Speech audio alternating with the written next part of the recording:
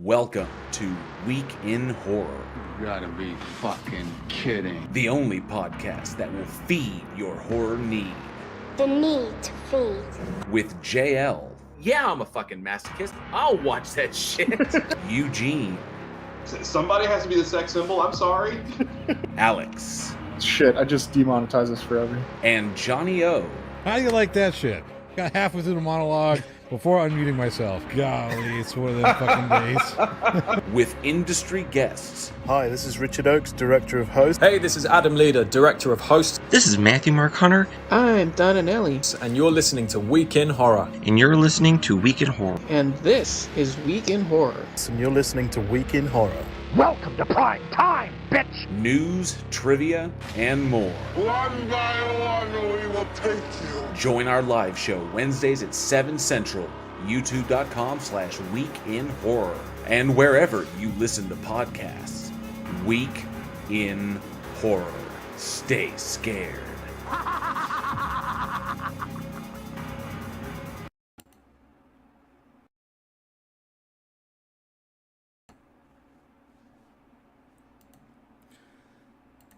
There we go. I was having some problems hitting the buttons there for just a moment. Welcome, horror fans. It is Wednesday, 7 p.m. Central Time. That means it's time for another episode of the Week in Horror podcast, the official podcast of your afterlife. And if you're listening to us on your favorite podcast host, you can join us here on YouTube for our live show, so you too can get in on all the bloody fun. What are you waiting for? Join us. This week, we're covering select horror films released June 5th through June 11th. Thank you all so much for joining us. I am JL. With me tonight are Eugene and Johnny O. Johnny O's in the house. Eugene's on the way. Yeah. I don't want to detract too much because I know you have some things to say, but I just want to say to those in Oklahoma who have been affected by yet another goddamn shooting, please do your best to stay safe. Yeah. It's we unfortunately that's what kind of delayed us for a second because it just kind of hit the wire that there was a situation over in Tulsa, which is about 45 minutes from where I am. Apparently there was a situation down there. I don't have all the details. I don't know all the details. I just know that another one went down that literally hit right before we went live. So it absolutely sucks. I hope everyone else fucking quit it, people. Just fucking quit it. Yeah. Just stop. It's out of control. It's wild. Yeah, I hope everyone down there is safe. And I hope everyone listening. Here, everyone here in the live chat, everyone listening here is safe as well. Be safe out there. Take care of each other. So, and it's hopefully we can get the situation rectified soon. We really, really do. So I know that Eugene. There he is. I know Eugene was just getting home from the studio, and here he is with us. Hey, what's up, everybody? Howdy. All right. So, the big thing that we want to do before we kick off and we start talking about the movies that we've chosen tonight, because I know Eugene's looking forward to diving into this first one, is we wanted to send a giant shout out, a huge thank you to our newest Week in Horror patron, Joshua Lee, who has joined the Patreon family as a mastermind. We do appreciate it. Joshua Lee, thank you so much. So you help us to make this show what it is. We couldn't do it without your support, and thank you for being a listener and, of course, being a Patreon. So we really do appreciate it. Thank you so much. Absolutely. Yes, thank you very much. And Joshua Lee's been with us on. He was with us on the last After Dark, and he was with us at the Bloodbath as a special guest on the special guest judge on the Bloodbath, of which we did our. So I wanted to get a take because it was the first time we ever did it, and we did Bloodbath 30, and those just went out to the Patreons. Those went out early access to our Patreons this morning. And I want to get your guys' take. So it was the two of us, and the three of us, and then of course Angela was there as well. And Angela absolutely loved it. She adored it. As her first Bloodbath performance, she really, really dug it. She said it was a lot of fun preparing and doing all that.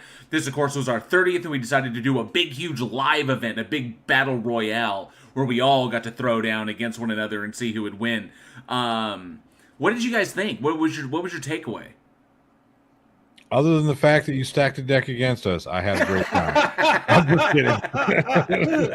kidding. He's so bitter. No, it really, in all honesty, it was a lot of fun. Like I said, I reached out to JL in the shortly afterwards, telling him how much fun it was. It was a good opportunity for all of us to kind of play up our personas and personalities. Whereas JL takes a lot of the things I say very personal, very sure. Most everybody else knows that if it's coming out of Johnny O's mouth, you don't believe it. Grain of salt. A grain of salt. Yeah, you got to take that grain of salt, break it down, and that. Yeah, I mean, in all big honesty, fat grains of salt. Big folks, burn this place down. Strychnine. Set the podcast on fire. No, it was like I said. I had a lot of fun. It's always good to bust JL's balls a little bit, and then he thinks, "Oh, you're so salty." I'm like, "Good. I'm glad you think so."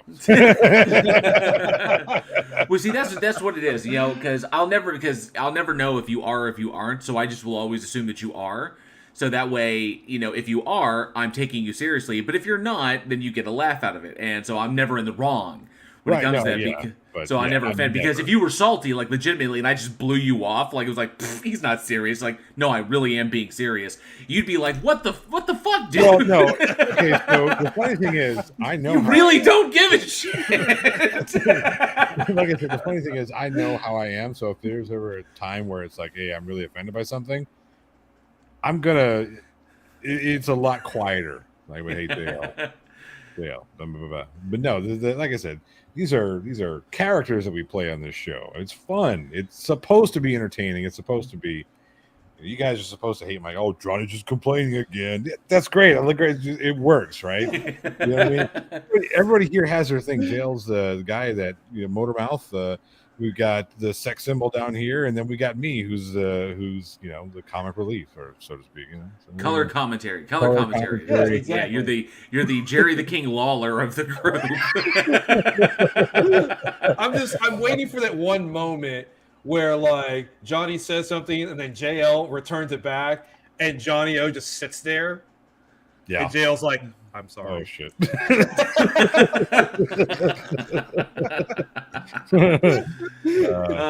But it was fun times. It was an absolute blast. I'm glad that everybody enjoyed it. I also want to know how the live chat, what y'all thought about the live Week in Horror Bloodbath event. You got to see how we did it. You got to see kind of like how the sausage was made and how we do our funny voices when we're so gross when you say it that way. I know, right? Well, it's always a reference to it's always a reference to the jungle. Well, no, I get it. No. I know the reference. People died. Yeah. It's like when the president's reading is like that's how my breakfast. No. Yeah, when President Roosevelt, and now we're not talking Franklin, and we're not talking the one that was in whatever. We're not talking about that. We're talking about Teddy Roosevelt, the guy who got shot and then still gave a speech before he went to the hospital. Spit out his eggs and bangers and was like, no, I don't want this anymore. Not anymore. Yeah. That's when you know it is bad, because Teddy Roosevelt's a man's man. Like someone stole a boat and he built another one and chased them down. And got his old boat back.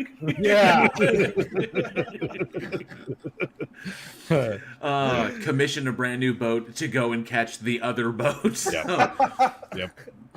Oh yeah, but it was an absolute awesome event. I really enjoyed it. We're looking forward to doing it again. Of course, we've got Bloodbath 31 coming up this month. The information about that went out to our patrons, and we will do the big Bloodbath coin toss on the next episode of Week in Horror, where we'll figure out it. And it's really cool because now Angela's involved. Angela is now in the rotation, so look forward to seeing her giving some more Bloodbath debates in the future and see if she can get on a streak and start winning it. Maybe she'll even break my streak. So I just want all the patrons to know that you should feel extra special because you guys have all of the details about the next Bloodbath. Mm-hmm. I don't. I messaged it to you. No, you didn't. Yes, I did. No, you didn't. I did in the Week in Horror admin chat. Because I can keep up with that fucking thing. You're the one who's always posted TikToks in there about why you're going to hell. That's why I can't. That's why I can't keep up with that. They really are funny. They are absolutely hilarious. The one that I posted today was great. This fucking lady just ran that bitch over. This is so out of context. But I did message it. I did message it to you. I messaged it to you directly. No, you didn't. I most certainly fucking did. Okay, hang on a sec. Yeah, I'm looking too. Boom, right there. Tuesday, 10:06 p.m. I messaged it literally right under your TikTok. Let's see here. 10:06 Tuesday. No, don't have it. Bullshit. I'm looking. You said directly. I'm looking. I don't see it. No, it's not under your TikTok. It's under the link. It's under the link that you sent for Friday the 13th Legacy. Oh, that's probably why I didn't see it, because I walked away from the computer and then. Oh yeah. Okay, I see it now. Yes. So that will be our next bloodbath. Gene didn't even see it. I don't want to hear this bullshit.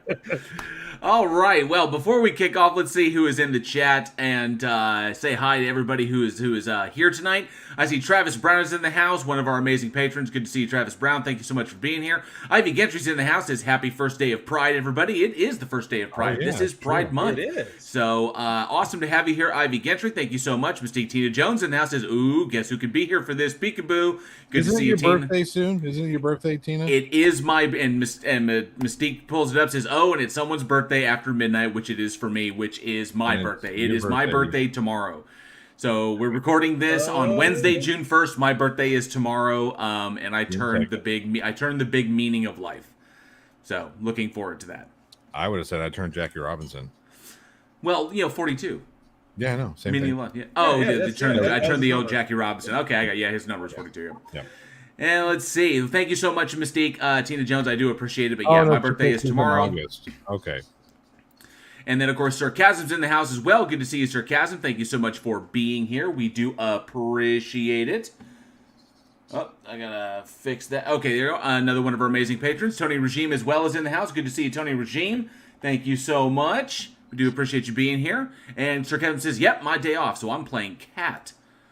Oh, very cool. Yes, I see that. I see the cat in there. I see the mountain lion or cougar or puma, however you want to. I don't know. I can't tell. One of those cats. Jinju's in the house says, hello, everyone. Cuddle up with either Sarcasm or Mystique Jones. If you get scared, absolutely, they will protect you. Charlie Welch, another one of our amazing patrons, is in the house. And, of course, the only man on the internet you never make a bet with. I have been thinking about it. I don't even know when I started that, and I've said it almost every time I've seen Charlie Welch. I don't know either. I don't know where it came from. I think I started it on a live stream. I think I was like one of my old original live streams on my personal channel. I was like, Charlie Welch, the only man on the internet you never make a bet with. And I thought it was funny, and now it's just persisted. And that tail on that donkey. He says, please don't mention the effing trial. We didn't. You did. Charlie. Yeah, you technically did. Rule. We're not going to mention it. We're not going to dive into it. The results are in, and we pretty much agree with them. So I just think it's funny that there's a lot of people that are celebrating. I'm like, what the fuck did you win? You act like you won 15 We won Johnny back. We won Johnny. I haven't gone anywhere. I've been here the whole time. When Johnny wants to be in my movie, I won. I want to be in all your movies. What are you talking about? I'm right fucking here. Angel Rivera's in the house. Oh, and look at that. We have a brand new patron. Here's a big shout out. Angel Rivera has joined our Patreon. Yes. Thank you so much. We do appreciate that. As a matter of fact, since we're right here, I'm going to go ahead and add Angel Rivera to the banner. Uh-oh. Yep, and save that. Bam. Yes. Angel Rivera has joined the Week in Horror Patreon family. Thank you so much, Angel. We do appreciate it. Thank you so, so much. Yes, thank you, Angel. And Angel says, what up, everybody? No, I gotta get my evil laugh in there. So, Sir Kevin says, it's sad that the goddamn news is scarier than any of this week's movies. This is true. Yeah, the news is probably scarier than this week's movies. But I will say we got some creepy selections tonight. We really, really do. So, we got some good ones. Real quick, I see Surf is in the house. Good to see you, Surf. Another one of our amazing patrons. And I see Chris Durham Music Channel's in the house. Good to see you, Chris Durham. Thank you so much for being here, bud. Glober Mom as well. Hi, everyone. She says, good to see you, Glober Mom. Appreciate you being here. And I see... thought I saw somebody new, somebody else. Oh, yes, and thank you all very much for the happy birthdays. I do appreciate that. Mr. Malort's here. Yeah.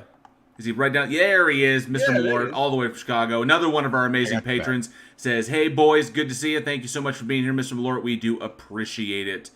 Glover Mom says, "Thanks for making me feel old, JL, with your age tomorrow." Just kidding. Happy early birthday. Whatever, Thank you very Glover much. Mom. You're like 25 years old. I want to hear you're like 25. Yeah. You're barely able to drive. Get out of here.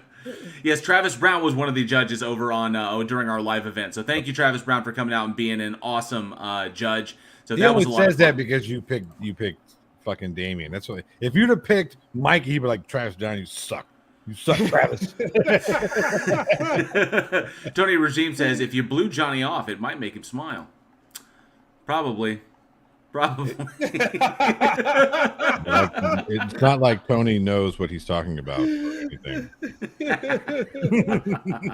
I see what you did there. I see what you did there. All right.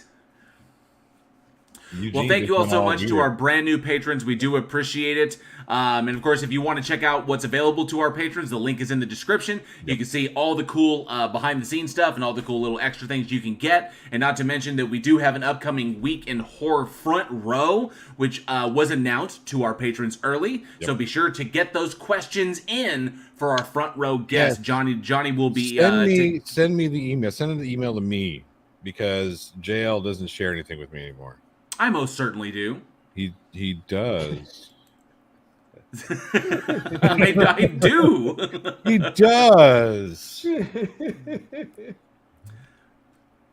Whatever, dude. Okay, so wasn't there a new trailer or a new show that popped up or some new thing that showed up?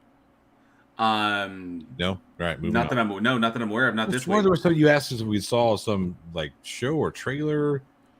I know the Poltergeist. Firestarter was last week. Yeah. Wasn't it something that dropped this week? I could have swore there was something that dropped this week that came out. A new trailer for something. The only thing I know that recently dropped was Stranger Things, and I'm not talking about that because I haven't finished watching the new season. I thought I thought the new season was good.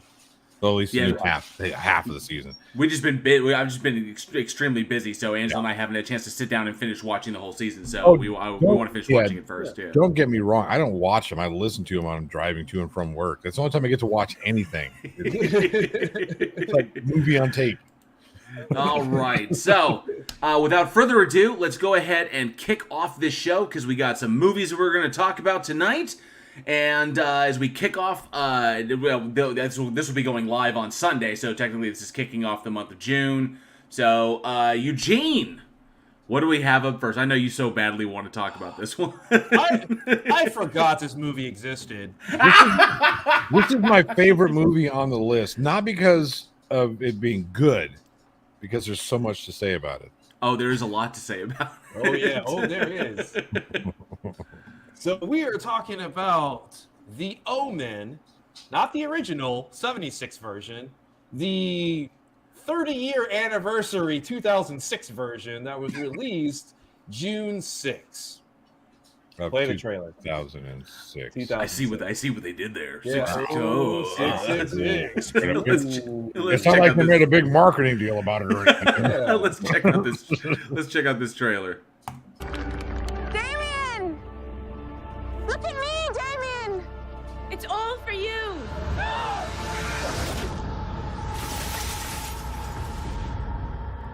What's wrong, sweetie? It's just a church, that's all. She's sick.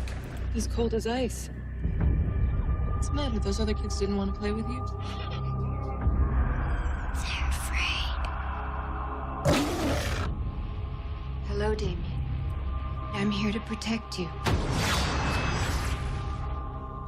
There's something about Damien.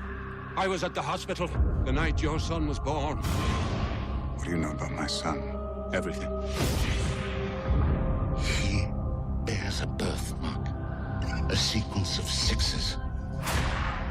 From the eternal sea he rises, creating armies on either shore, turning man against his brother, till man exists no more.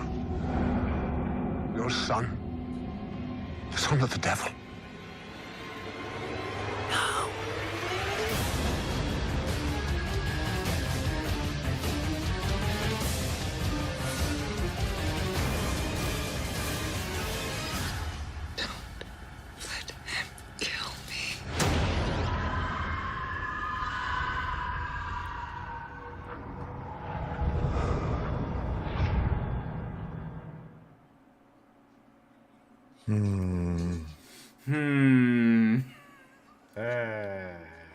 I would have killed that kid just because. This way, like, not snuffing you out. Mm-mm.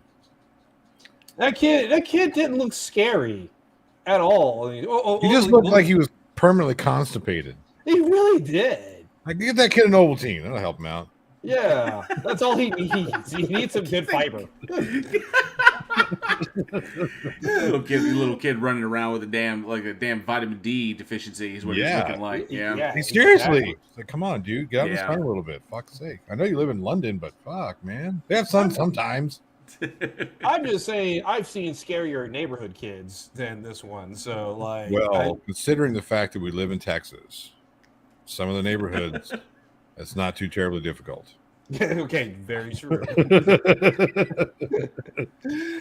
But all right, you have The Omen, directed by John Moore, and it stars Julia Stiles, Lev Schreiber, Mia Farrow, David Thewlis, Pete Thewlis, Pete Postlethwaite,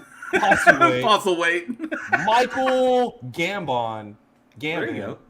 And then Seamus Davy Fitzpatrick. We'll say Seamus. Yeah, like Seamus. Shame us for not being able to pronounce your name correctly. Exactly. Hey, Diagnosis Horror, aka Nerd Journals in the house. Good to see you, Diagnosis. Thank you so much for being here. NA is here as well. Don't forget. And NA, I see that as well. Thank you so much. Another one of our longtime patrons. Yep. Who says, drown him in a bathtub. If only you could. If only you could. This movie was so bad that not even the original kid who played Damien could make it any better. And that was just like a little cameo role as one of the reporters that was in it, right? Yeah. What really bugged me was that David Seltzer is who wrote this, and David Seltzer wrote the original. So yeah, he didn't write anything. He just fucking grabbed his old script, dusted that shit up, and said, "Here you go, I'm done." All right, here you go. I tell you what, that's the most brilliant part about this movie is that the guy got paid twice for the same script. For pretty much the same story. It's okay. So this is what was weird is obviously, the Omen, big, awesome, big, amazing movie and one of the legendary horror films. And of course, you're going to expect a remake to come along. And of course, they try to give it the kind of star treatment in this one, given the amount of people that are in this: Liz Schreiber, Julia Stiles, but the heavyweights like David Thewlis and Pete Postlethwaite, Michael Gambon, Mia Farrow. You have some legendary actors in this. You've got the original writer behind it, John Moore, who's actually a pretty dang good director, directed Behind Enemy Lines and A Good Day to Die Hard. So he knows his way around a set. He can do action pieces quite well. Right. I love Behind Enemy Lines. Well, so here's the thing with this film: it's not. I mean, it doesn't look bad. If we had never seen The Omen before, if this is the first time we'd ever watched this movie, it would be a good movie. It really would. It's shot great. The suspense is cool. The kills are good. The creepiness is on point with that Mrs. Baylock. I thought she was a little bit more creepy than the original Mrs. Baylock. Oh, Mia Farrow was fantastic. Yeah. Yes. Like I said, there are some great performances in this movie. It's just I've already seen this with different people. I liked that was the thing that kicked it for me. It was Pete Postlethwaite was fantastic, and David Thewlis was great as Jennings, and a role originated by David Warner. But this is what was good about it. The legendary actors that are in this did not try to do replications of the original performer's work. What they did is that they brought their own gravitas to it. So Pete Postlethwaite was not a direct copy of it, and he goes, that's why you have these great actors. My problem in this was the kid. What the hell? I've totally forgotten his name, which is Seamus Davy. Seamus Davy Fitzpatrick was the kid, but the kid really can't be blamed because pretty much at that age, it's all about direction and how you're being told to act. Yeah. And the thing that makes Damien scary in the original Omen is the fact that Damien is an upbeat, bubbly kid. Yeah, right. He's just a little kid. This kid, you look at him, is like, want to hang out with. I immediately look at this kid like, what is wrong with your child? Why does your kid blink? Yeah. What is going on? He's overtly dark. Damien, the original Damien, played by Harvey Spencer Stevens, was not overtly. He had one dark moment. It was at the very end of the film after when he smiles at the funeral, right? Turns and smiles at the funeral. That was it. That was like, all right, cool. You're a little fucker now. You're a fucker. It's like this kid again. Like I said from the beginning, this kid, you walk and you're like, nope, kill it. Right. Kill him with And fire. I think Harvey Spencer Stevens did a fantastic job in the original one. The direction he got was great. And so my problem with this was, despite all of this A-list talent everywhere around it, the primary cast, and which is sad because I really like Julia Stiles. I like her performances. The problem is, this thing didn't challenge her, and she tried to pull too much from the original performance. So it was fairly uninspired. Liv Schreiber is solid. He's kind of hit or miss for me. Man, if I would have been Liv Schreiber, I know why he took the role, because he wanted to make money and whatnot. But I'm sorry, but Gregory Peck his performance in the original was just too much. It was too good.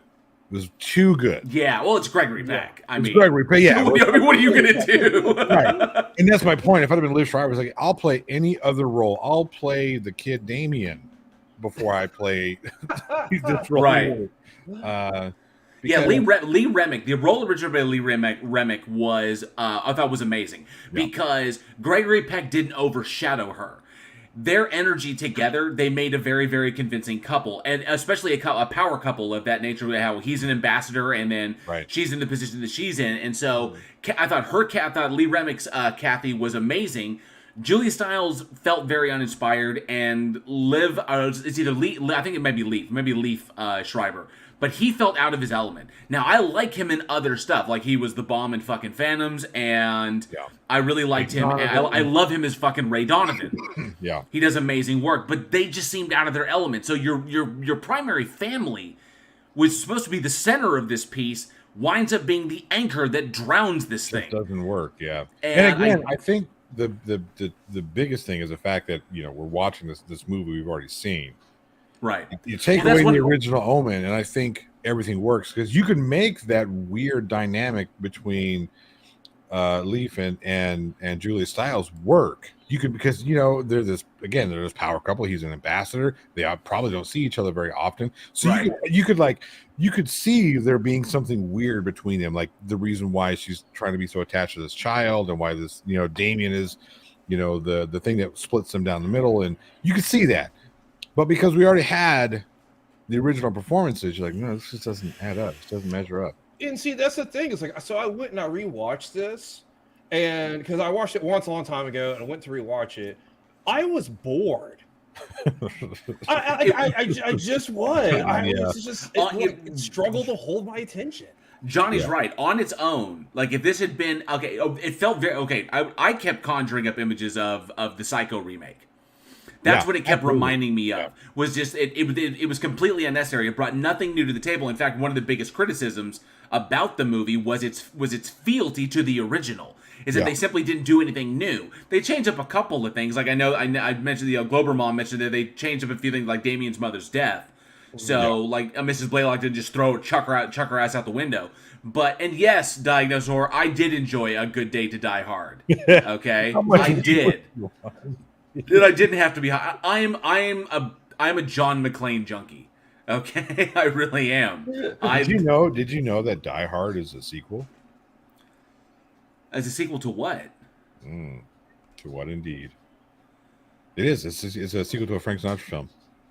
Really? Yeah. I did not know that. Yeah, I learned did not know that. I learned this from film studies. Or Netflix, one of those two. I'm serious. I swear to God. I don't know if I believe it's not. It's not like a long story. We won't get into because we were talking about horror films. But yeah, it is. It's actually a sequel to Frank Sinatra film. Wow, that's weird. Yeah, I was like, so fuck. The biggest issue on this one, and the biggest question I like Eugene said that he was bored watches. It also had difficulty keeping my attention as well. Because I watch it, you find yourself just waiting for the specific moments, waiting for the scene with the nanny at the beginning. Because you know what's going to happen. Exactly, and you just want to see how they look in the new, like with a new visual style. Right. But the problem is that there was something. The existence of the original is what hurts this one, obviously, because we have this. I think, in my personal opinion, the original style, what they shot on.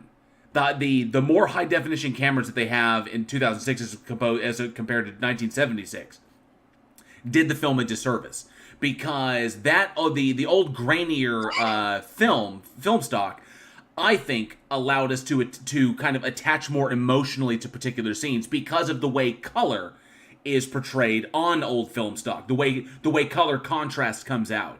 And because it's more evocative of an image when those finally get processed and they get put up on screen, the color correction is done on them, colors pop. And this one, it really just nothing really does. And so it's very I was conjuring up images like if they tried to do like a 4K redux of like 2001 A Space Odyssey.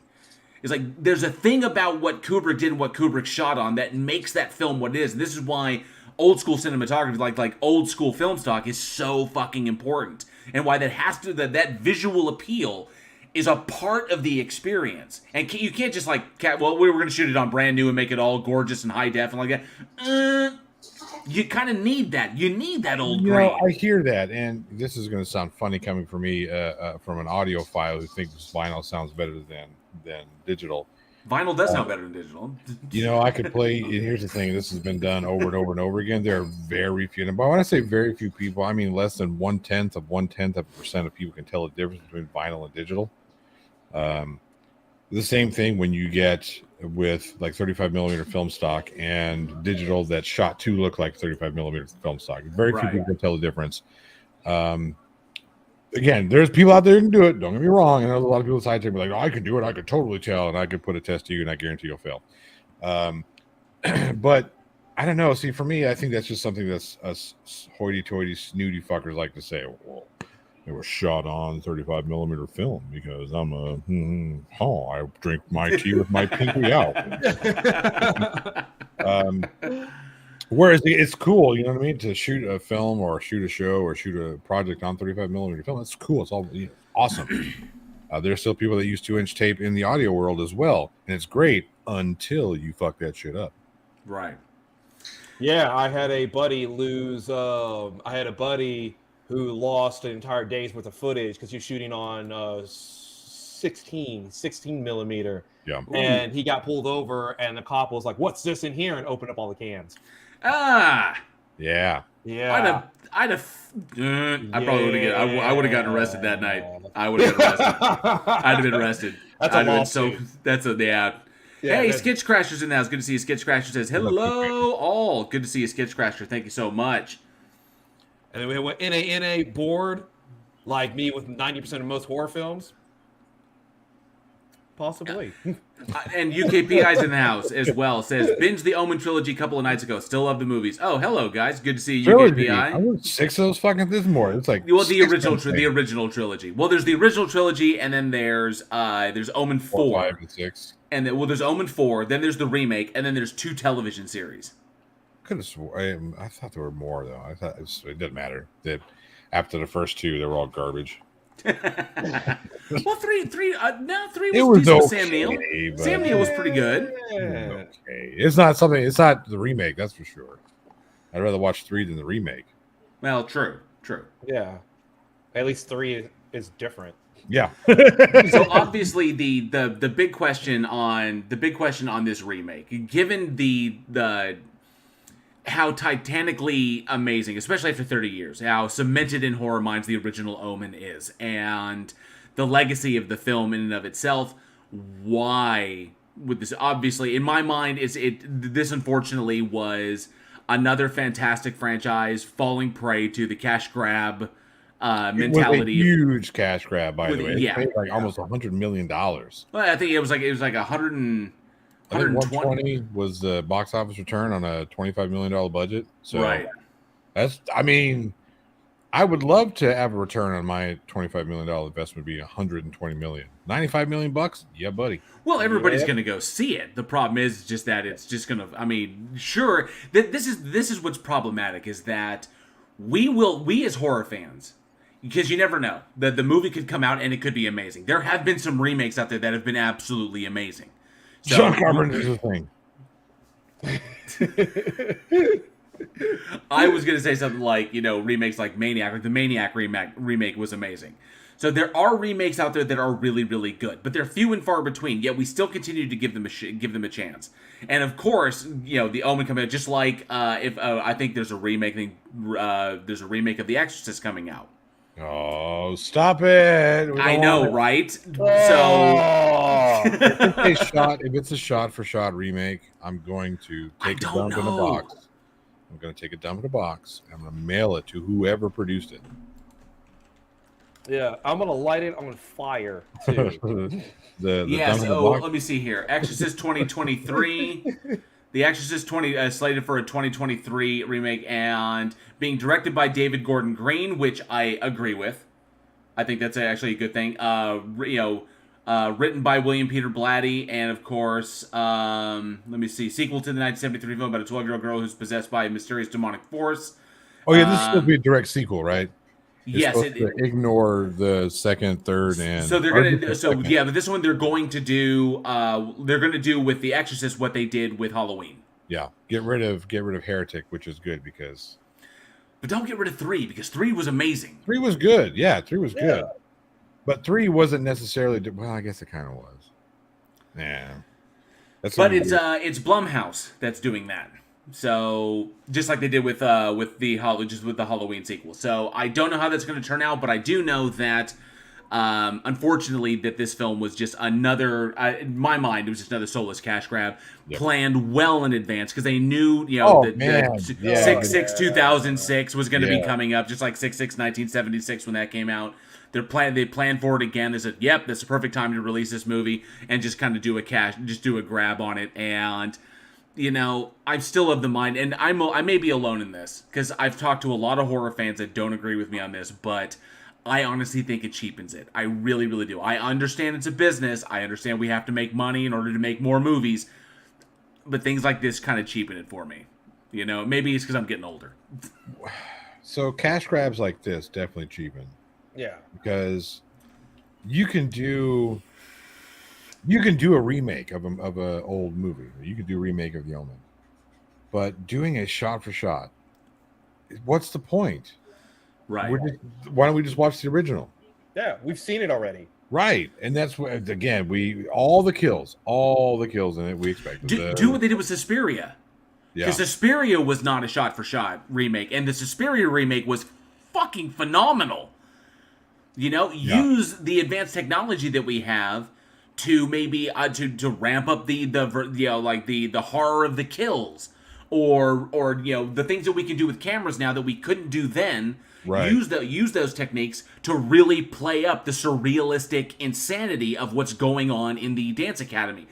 That's how you do a remake.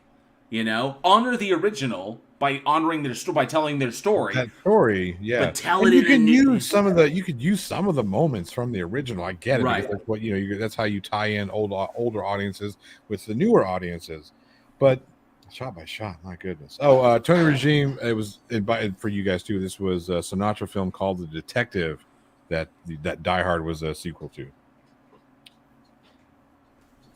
So Sarcasm says, "Well, I think it's good to have these classic films make it to entertain another generation. Why not just touch up and re-release the original? You could always do that. You don't even have to touch it up. You can just say, hey guys, go check out this movie." Yeah. Well, see, the issue is we're getting with the newer generation that's coming out is a lot of them are kind of turned off by, say, some of the old effects. Some of the old effects, some of the old shooting styles. If you weren't necessarily growing up with it, if your parents are cinephiles and they're showing you a lot of stuff early, then it's going to be in. But I know a lot of kids that they only like to watch recent stuff. They only like to watch modern stuff. It's because they want the sleek look. Yeah, that's what they're used to versus going back and watching the 72 Exorcist or the 76 Omen on it. So I remember the first time my wife walked in when I was watching but The Thing. Drunk Robert is The Thing. She walked in, she's like, "This looks cheap and cheesy." I said, "Get the fuck out." Get out. Fucking classic movie here, and you're shitting all over it. Oh, and if you go into the details of how they pulled some of that shit off in the original one, it's freaking wild. The times when they had to run, when essentially the scene you're watching is running the film backwards in order to get the effect that they wanted, and the shit that Botten was able to pull off. Oh man, they were pioneers in the special effects and doing shit like that, man. Again, up until that point, what did they have? Nothing. They kind of wrote. You had Harryhausen, right? but we're not doing stop motion anymore. But we are, but we're not, but we are. Yeah. So you know what I mean? Road no last name. Yes, the Raiders of the Lost Ark done by kids. I don't know if y'all know the story about that. I haven't seen this. So basically what ended up happening was it was a group of kids around the age of like 12 that went to go see Raiders of the Lost Ark. They loved it so much they decided to do a shot-for-shot remake. Like I said, they're 12. Wow. A shot-for-shot remake. It took them 6 years to complete it, but they did every shot. The burning bar scene, the being dragged under the truck scene. Really? And they first of all, they burned down their grandmother's basement filming the burning bar scene. Nice. And it was like renting a friend's pickup truck, and then you had the kid playing Indy being dragged by it, and it's just like I said, they're a bunch of high school kids, and they destroyed so much stuff in the process, but they finished it completely. And I don't know if you can find it on YouTube, but the story recently got out a couple years ago, and so now a studio wants to make a film of them making it because they went through this whole process. It's actually kind of cool. Yeah, that's neat. It's the original Sweeted. Yeah, that's very cool. On it. So, and this is like VHS tape style when they made it, but yeah, it's an incredible story. Awesome. Well, this one definitely failed to live up, unfortunately, and it's very, very obvious as to why the critics pretty much, went after it, and hardcore Omen fans pretty much went after it as well. Despite its technical, technically it's superior to the original, but it just loses something in the translation, and unfortunately, it's just one of those soulless remakes that we just chalk up there with. Technically superior, or just technically more modern? Oh, yeah, more contemporary technology, I would just say. I thought specifically speaking, the 76 Omen was shot great. It was shot brilliantly for what they could do in 1976, of course. Yeah. But I want to ask the audience, what is your favorite Omen franchise entry? We talked about the numerous films that have come out, plus there's 2 TV shows. What is your favorite Omen franchise entrance? On it. So leave a comment below or shoot us an email at weekinhorror@gmail.com. Because Alex needs material to read. Yeah. Mr. Millard says The Omen, the second best horror movie featuring the Field Museum of Natural History. What was the first? I believe that's the Chicago Field Museum of Natural History, and I think that would probably be The Relic. Is it The Relic? Or was that the Chicago Field Museum? Or no, Ghost in the Darkness. Because the two Savo lions are displayed there. The 2 Savo man-eaters. If I'm correct. Let me know if I'm correct, if it's Ghost in the Darkness, Mr. Malort.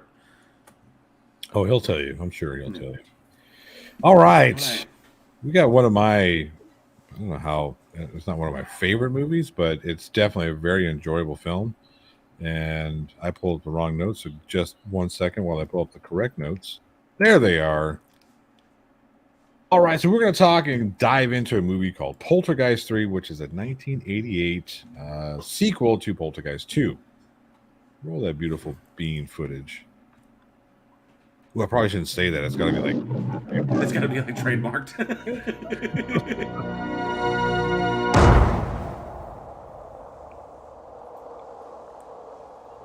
Before drone shots were a thing.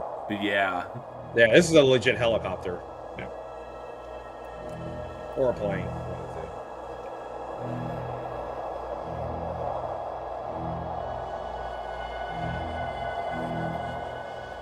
Can you imagine 1988 how expensive this shot would be? Oh yeah. Yeah. This would be stock footage. You would just have a camera operator that would just record this and sell it to multiple films. Yeah. I think this was the opening to the IMAX. Guess who's back in town?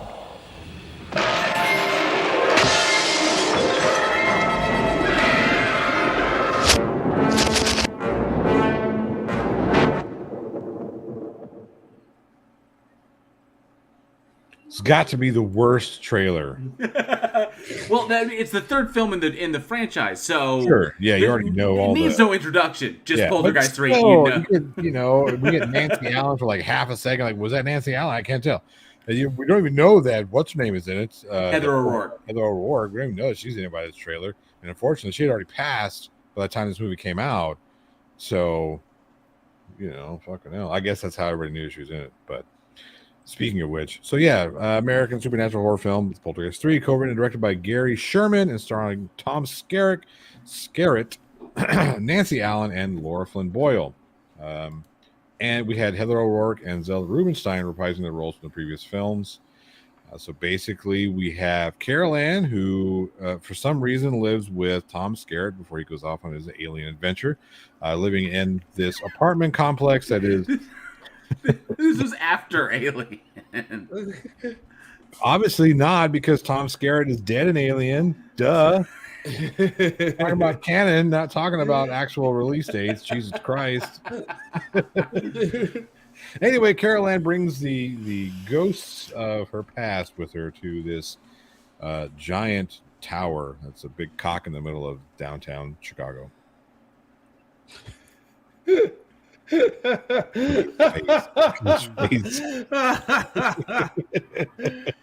ridiculous. Yes, I know. So I have to admit, and we got some Travis Brown mentioning, it was very sad that this was Heather O'Rourke's final film before she suddenly passed away. The fucked up thing about that is her death was very preventable had they sought the correct treatment, because she had Crohn's, and that caused her to go into sepsis because she had a flare up, and she was misdiagnosed as just being fatigued. I think it was like an intestinal blockage that resulted in sepsis as a result of her Crohn's disease, and because she was misdiagnosed, it wound up resulting in her death, which was and it was really quick shame. Too. Yeah, it was damn shame. Yeah. She was a very talented young lady. She was very convincing, and even from the first Poltergeist, she's what kind of sold those films. that little Caroline, little baby faces, little cheeks. Oh, come on! They're here is one of the iconic lines. Yeah, really. Yeah, definitely top 10. Her up against the TV, that's an iconic moment. It's another one that has been referenced more times than a little bit. Definitely. Yeah. And of course, Travis Brown brings up Laura Flynn Boyle's first film. This was her first film. And yes, and Mr. Lord is correct. It is shot in the John Hancock Building, which is in downtown Chicago. Absolutely. I'll say this: it's been a long time since I watched this movie. You see why I called it a giant cock? Yes, we got it. Just making sure you were able to put the pieces together. Yes, it's in the words of Tyler Durden. It's very clever. Very clever. Keep it up. Way up. Does that work for you? See what you did there. See what you did. Does it work for you? Being clever. Played. Well played. All right. So, the one thing that got me about this one is I had forgotten how creepy this movie is. There are some genuinely scary moments in this movie. I saw this when I was really young. Well, not really young, but younger. And I think I was 8 when it came out, so I probably saw it around then. Yeah, right.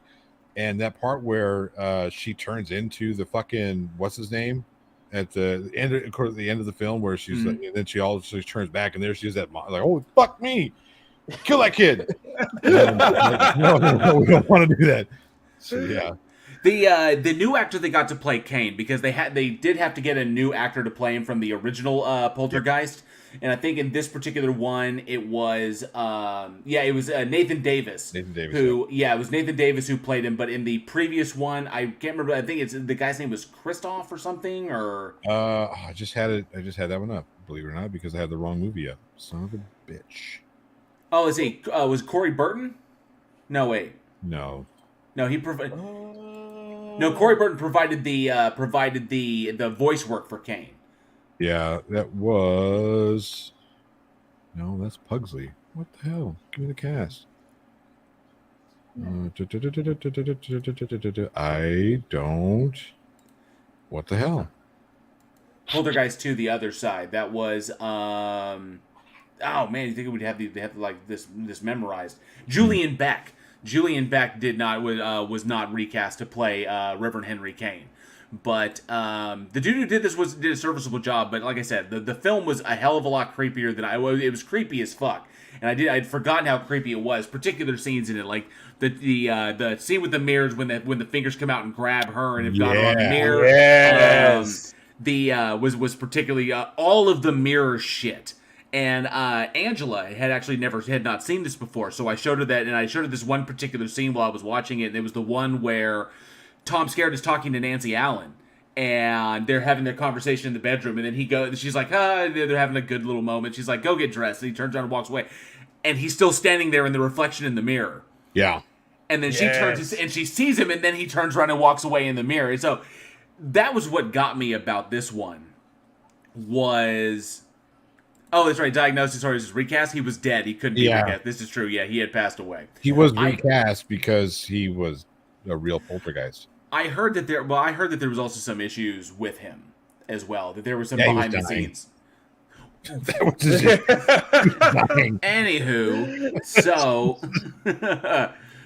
but one thing that got me with this one, especially in 1988, was because the same year that that Friday the 13th Part 7 came out. Yep. And a number of really, really good horror films came out. But what got me in this one was the camera work. Going back and watching it again, because it'd been so long, was pulling off what they pulled off with all the mirrors. Because essentially that's what the whole movie plays off the trope that the mirror is kind of like the alternate, alternate reality to us. Like the mirror universe in that respect. And they were playing that where things were on the other side and were attempting to come through. And of the course, original Upside Down, by the way, for people who didn't make that connection with Stranger Things, mind you. And that got me, and it got me just trying, because, oftentimes, us being filmmakers, when we watch a movie, we don't really often see it from the perspective of just the audience watching it. In our head, we're often watching it, we're enjoying it, but we, in our head, in our mind's eye, we know where the camera is. We know where the camera is, we know what the camera is doing, we know what people are doing on the sides, we know where, pretty much we see it from the director's point of view. Because, we've been on enough sets, so we understand, it's like, okay, so I see how they did this, and they timed this, and it still kind of blows my mind, how they pulled off the camera work, the practical camera work with all the mirrors. The mirrors in Carol Ann's bedroom, the mirrors in the hallway, everything they did was stellar fucking work. And I think one of the unsung beauties of this movie that really lent to the atmospheric creepiness. So one of the things that we would do nowadays, I'm going to say this one thing, and then we'll turn it over to the other intelligent filmmaker of the group, who's also the sex symbol. One of the things that we would do nowadays is we would remove all the mirrors and just shoot through, and then digitally add in whatever we needed to add in later, or do a double shot, right, with either green screen, and then we pull in the other, because that makes it so much simpler, right? You put a green screen back there, you don't have to worry about any reflections, you can move the camera any which way you want, or you do the practical version of it where you do no mirror there, no glass, and you have, like Linda Hamilton, just happens to be two of them, so you put one over here and one over here, and then they perfect pantomime, and that's another way to do it. But yeah, the fact that this one, I don't remember my research if they were doing green screen or blue screen stuff. I think this was done all practically. Yeah, there was a single visual effect shot that was added in post in this movie, and that was the lightning flash over the building. But everything else was done practically. Yeah. And see, terrible. that is... It looked, you could tell. You could be like, yeah. I mean, and see, the thing is this, when you work with mirrors are hard. Mirrors are very... We were dealing with stuff on a shoot about this, like this kind of a film like noir kind of thing, and we had a reflective car, and that was difficult to shoot around. Just a car, and you just still seeing the outlines of the camera. When you have all these mirrors you're working with, the angle of it gets very important. So there's a lot of times there's certain things where you'll do, like, for example, if you have somebody who's there in the bathroom and they're looking like at a mirror, there's a lot of times they'll do some digital stuff. Sometimes they'll actually cheat, and the mirror will be angled a certain way so you don't see the reflection. So it still looks kind of straight on, but it's actually not a straight on shot. on it. Just like like you mentioned that there's the bathroom scene towards the very beginning when Lara Flynn Boyle is doing her makeup, when Debbie's doing her makeup in the mirror, and make sure I got her name. I believe it's Donna. When Donna's doing her makeup in the mirror because she's about to go out to the party, and she's up close, so she's doing her makeup, and then Carol Ann comes over the side. She's like, "You look great." She's like, "You look great." Remember, less is more. And she's like, She turns around. She turns, and the doors close. There's a knock, and she turns, and the doors close. She opens up, and there's Carol Ann standing right there. But it's all one fluid shot. Yeah. Which was just brilliantly done. And I'm still kind of like trying to wrap my head around how they pulled it off. Some other people are pulling up, like Rodent Ellis brings up the Evil Dead 2 mirror scene. And then, of course, somebody brought up Donnie does that. Good to see you, Donnie does that. Thanks so much for being here. Says the running to the mirror scene in the beginning of Contact. Still kind of that still kind of blows my mind. Yeah. That seamless transition, that's a masterclass in how to edit. That seamless transition, and then when it turns, that was so good. So you can't tell that it's two shots. What it also reminded me of? There were two films that popped in my mind, and the first one, I'm a huge Kevin Smith fan, was Chasing Amy. There's a sequence when Ben Affleck and Joey Lauren Adams are walking down the street, having their fight, which culminates in them, in their relationship forming. When they're arguing and they're walking in the rain down the street, but as they're walking down, they're walking in front of a shop window, like a strip mall.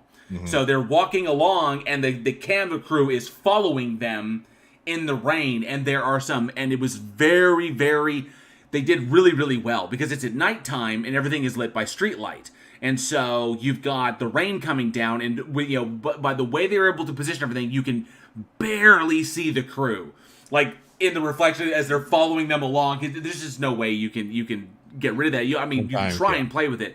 And the other one was Terminator 2, because there's a deleted scene in Terminator 2 in which they're taking the chip out of the T-800's head, out of Arnie's head. And there's a whole deleted scene where they pull the chip out and Sarah Connor almost destroys it. The whole scene was done, and there was a mirror in the background. And the setup for that, watching the behind the scenes on that, was you had Arnie, and you have the sequence here where there's a mirror here, Arnie's looking in the mirror, and then Sarah's working on his head, and then John is nearby. So you actually had Arnie on the other side. There was no mirror.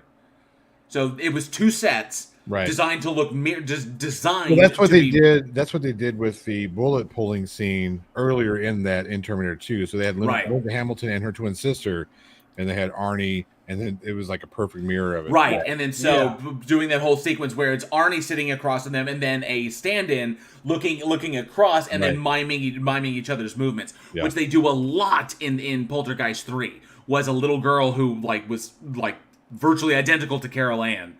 To Heather O'Rourke, and then pulling off all of the stunts. And of course, it's always fucking creepy when you have the mirrors there, and then people move differently. They move the same, but the timing's off. Always creeps me the shit. Oh yeah, it works for Poltergeist, right? Because that's the whole thing. So it works. They didn't have to be too accurate, because part of the creepiness of Poltergeist is all the subliminal shit.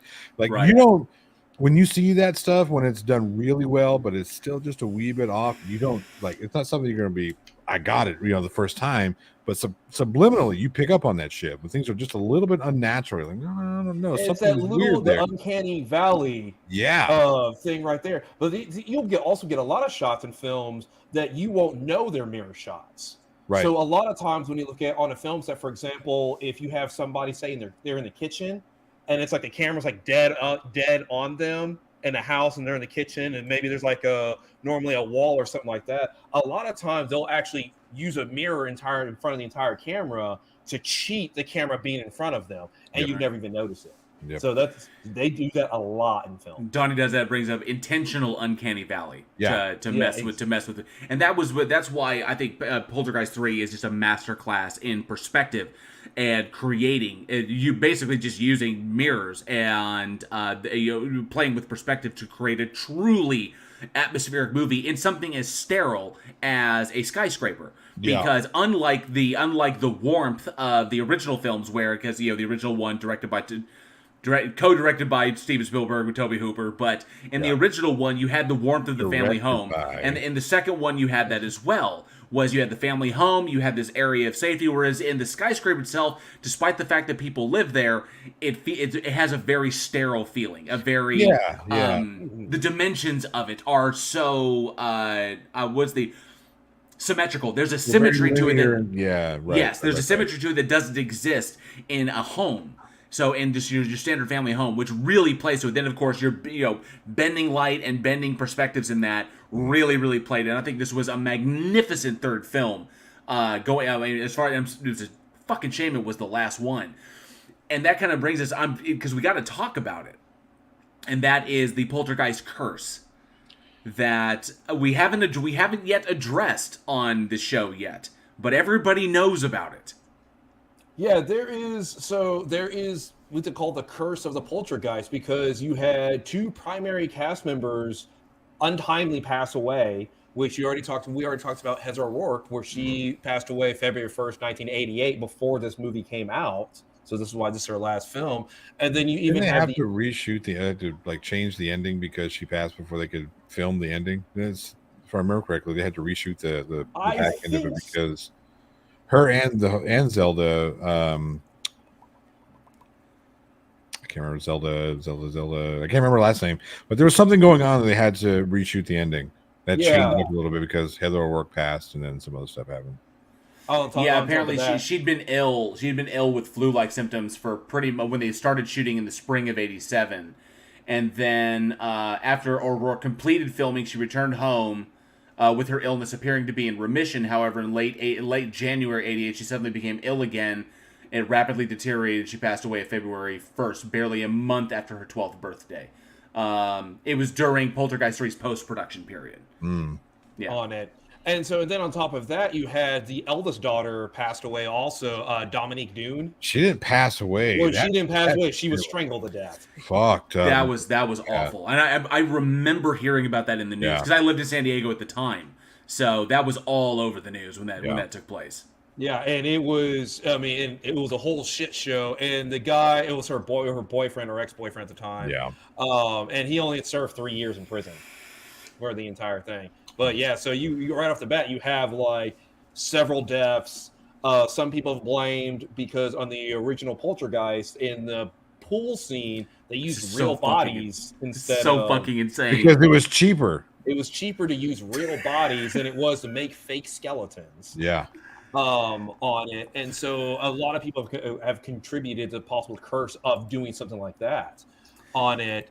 There's been, like I said, other explained things. You've had a lot of cast members pass away untimely. It's been this, like I said, the curse. And somebody was actually supposed to make a film called Curse of a Poltergeist, a documentary that was supposed to start filming around 2015, but I think it kind of stalled out in production because it hasn't been released yet. I thought that something was I guess it was like an episode on that Shudder show where they talk about different things. It was featured on the episode. This was supposed to be a full-length documentary. Full-length documentary, yeah. Yeah.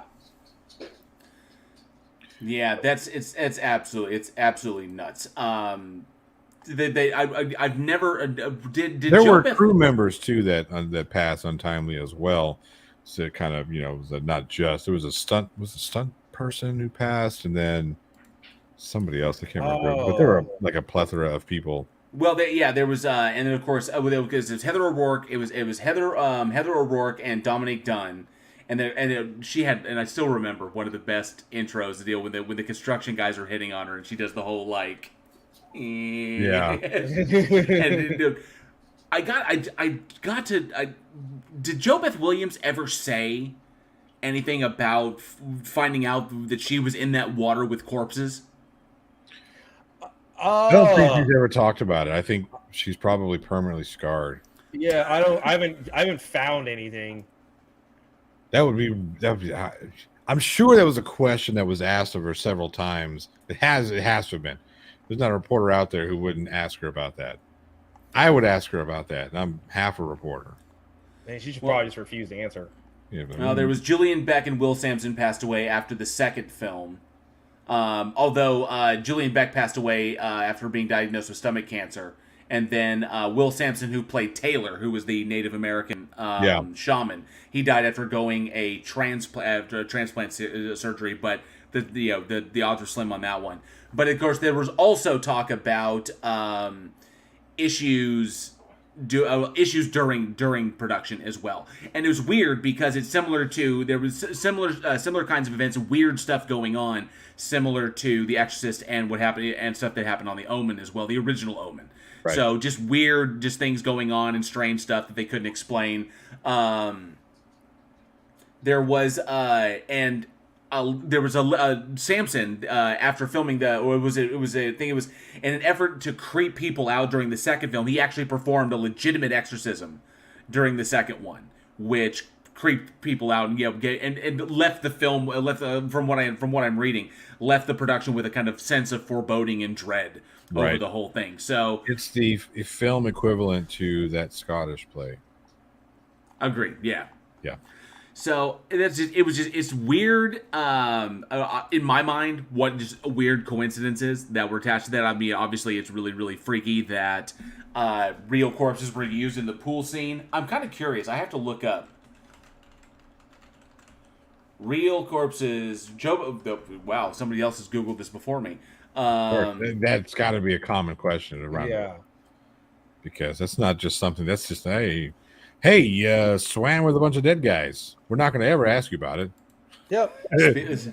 Remember this? Spielberg dumps Jo Beth Williams in a pool with real skeletons in Poltergeist. See, that's fucked up, right? Because Spielberg didn't direct it, yet he gets blamed for it. Why is not Tobe Hooper?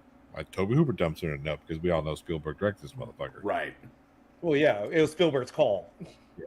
It was Spielberg's call, and it was Spielberg's chair. Oh no! It says here that she was pretty. So there's okay. So while the jury's out on who directed the film between Tobe Hooper and Steven Spielberg, there's no doubt that both of them were aware of their authentic props. Their authentic props. That's not a prop; it's a dead body, you motherfucker. What's even stranger is that Williams was pretty much cool with it, stating that she was far more concerned about being electrocuted. Yeah. I could understand that one. That would be my concern too. There's live wires going over here, and I'm in a big pool of water. Yeah. The dead body's not going to kill you. Yeah. One thing's for sure, this would not happen today. No. There's a lot less renegade spirit in Hollywood these days. Well, that and if Steven Spielberg wants I need a couple dead bodies. He's not going to go pull the fucking cadavers out of the science building. They're like, no, we got some props in the back.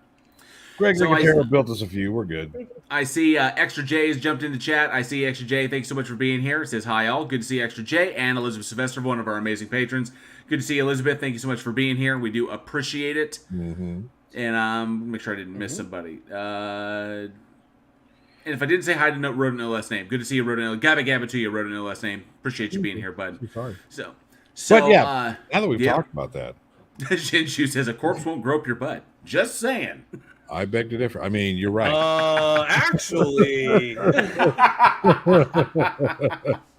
that depends on your definition of corpse. Anyway, speaking of this here, Poltergeist curse, what I want to know if you guys believe in the Poltergeist curse. Let us know at weekinhorror@gmail.com, the side chat, or in the comment section down below. I'm curious. What do you guys think? You guys believe in the curse? I don't. No. I think it's I think it's coincidental, just like the Superman curse, just like the supposed Superman curse, the Exorcist curse, the Omen curse, and I think there's a curse surrounding a book called Confederacy of Dunces, which Hollywood has been trying to make into a movie, but because the main character is morbidly obese in it, they need kind of Hollywood fat men to play this. So John Candy was once attached to it. He died. And everyone who has been attached to it every Hollywood fat man that was attached to the film, they all died before the film could be made. So the original writer, the author of the book that it was based on, that the film was based on, he died by suicide. So. And some say that his suicide tainted the script, and is what people talk about. And then every leading man who gets attached to this thing winds up passing away. So what is it called? I've never heard of it. A Confederacy of Dunces. Oh. So what you're saying is there might be something to this whole curse thing. No, I think it's something to too many triple meat, triple cheese, bacon cheeseburgers. Yeah, right. I think it was a curse to kill him. No, I think it was the 6 pounds of bacon for breakfast. So terrible. Sarcasm says necrophilia means never having to say you're sorry. So hot. It's so cold. Stop it. That gives a whole new meaning to the word boner. I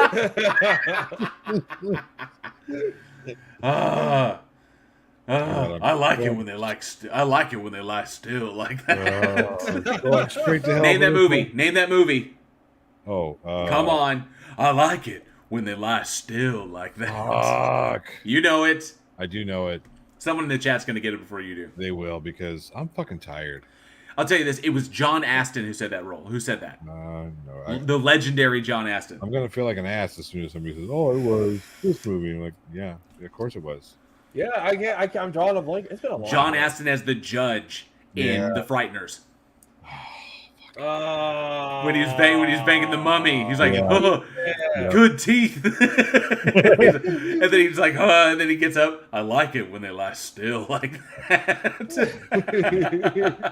They don't call me the hanging judge for nothing.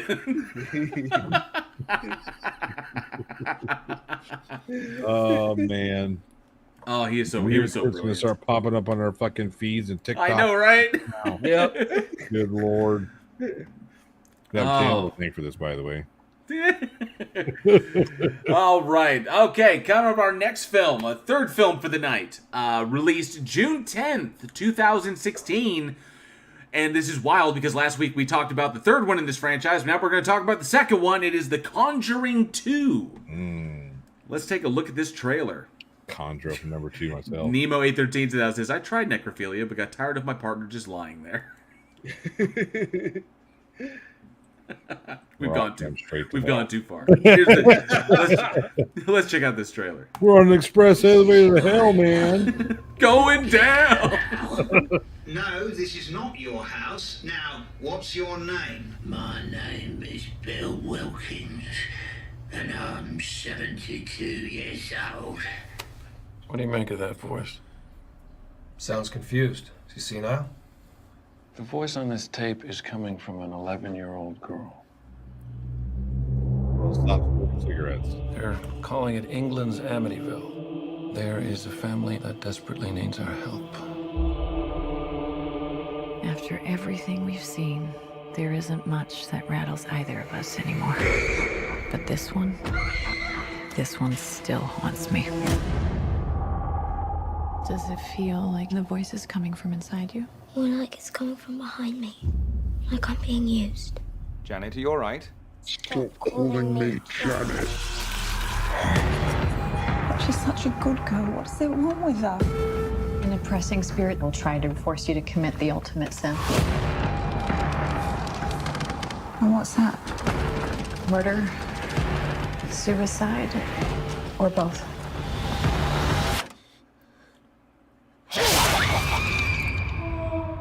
You believe us, don't you? Sensing a presence? I'm not sensing anything. All I can sense is their own fear.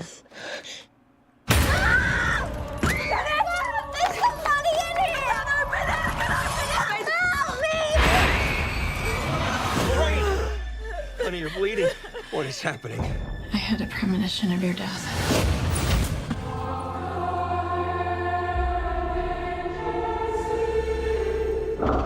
Who's that?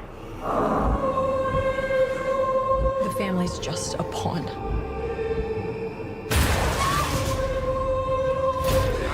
Something inhuman wants to kill you. If we keep doing this,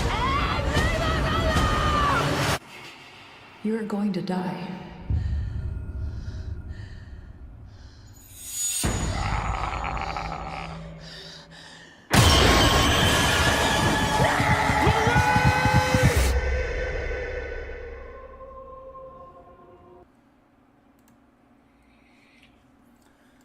Just fucking move. For fuck's sake. So, directed by James Wan, screenplay by Chad Hayes, Carrie Hayes, James Wan, and David Leslie Johnson. Starring Vera Farmiga and Patrick Wilson, Francis O'Connor, Madison Wolfe, Simon McBurney, and Franca Potente. Loved her in Run Lola Run.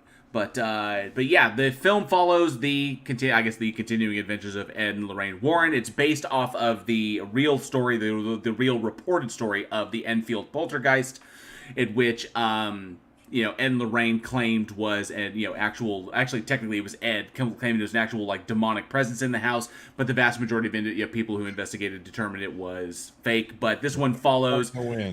This one follows a very, very, very fictional telling of that story and how Ed and Lorraine defeated attempted to defeat a demon that was taking over the house and using other ghosts as kind of like a weapon against the family that lived there, but based very, very loosely based on actual events. And I know that like last week. We talked about The Conjuring 3, The Devil Made Me Do It, which was based on an actual murder case that took place in Connecticut, which was the first murder case in that town. Mm-hmm. But this one is based on the Enfield poltergeist, took place in 1977. This was I think a couple of years or maybe a year after Amityville, after the actual like Amityville case where the Lutzes ran from their home. I will say this.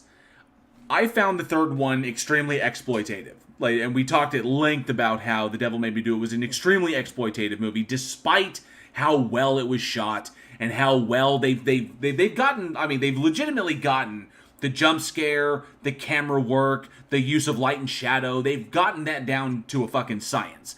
So they know how to pull them off.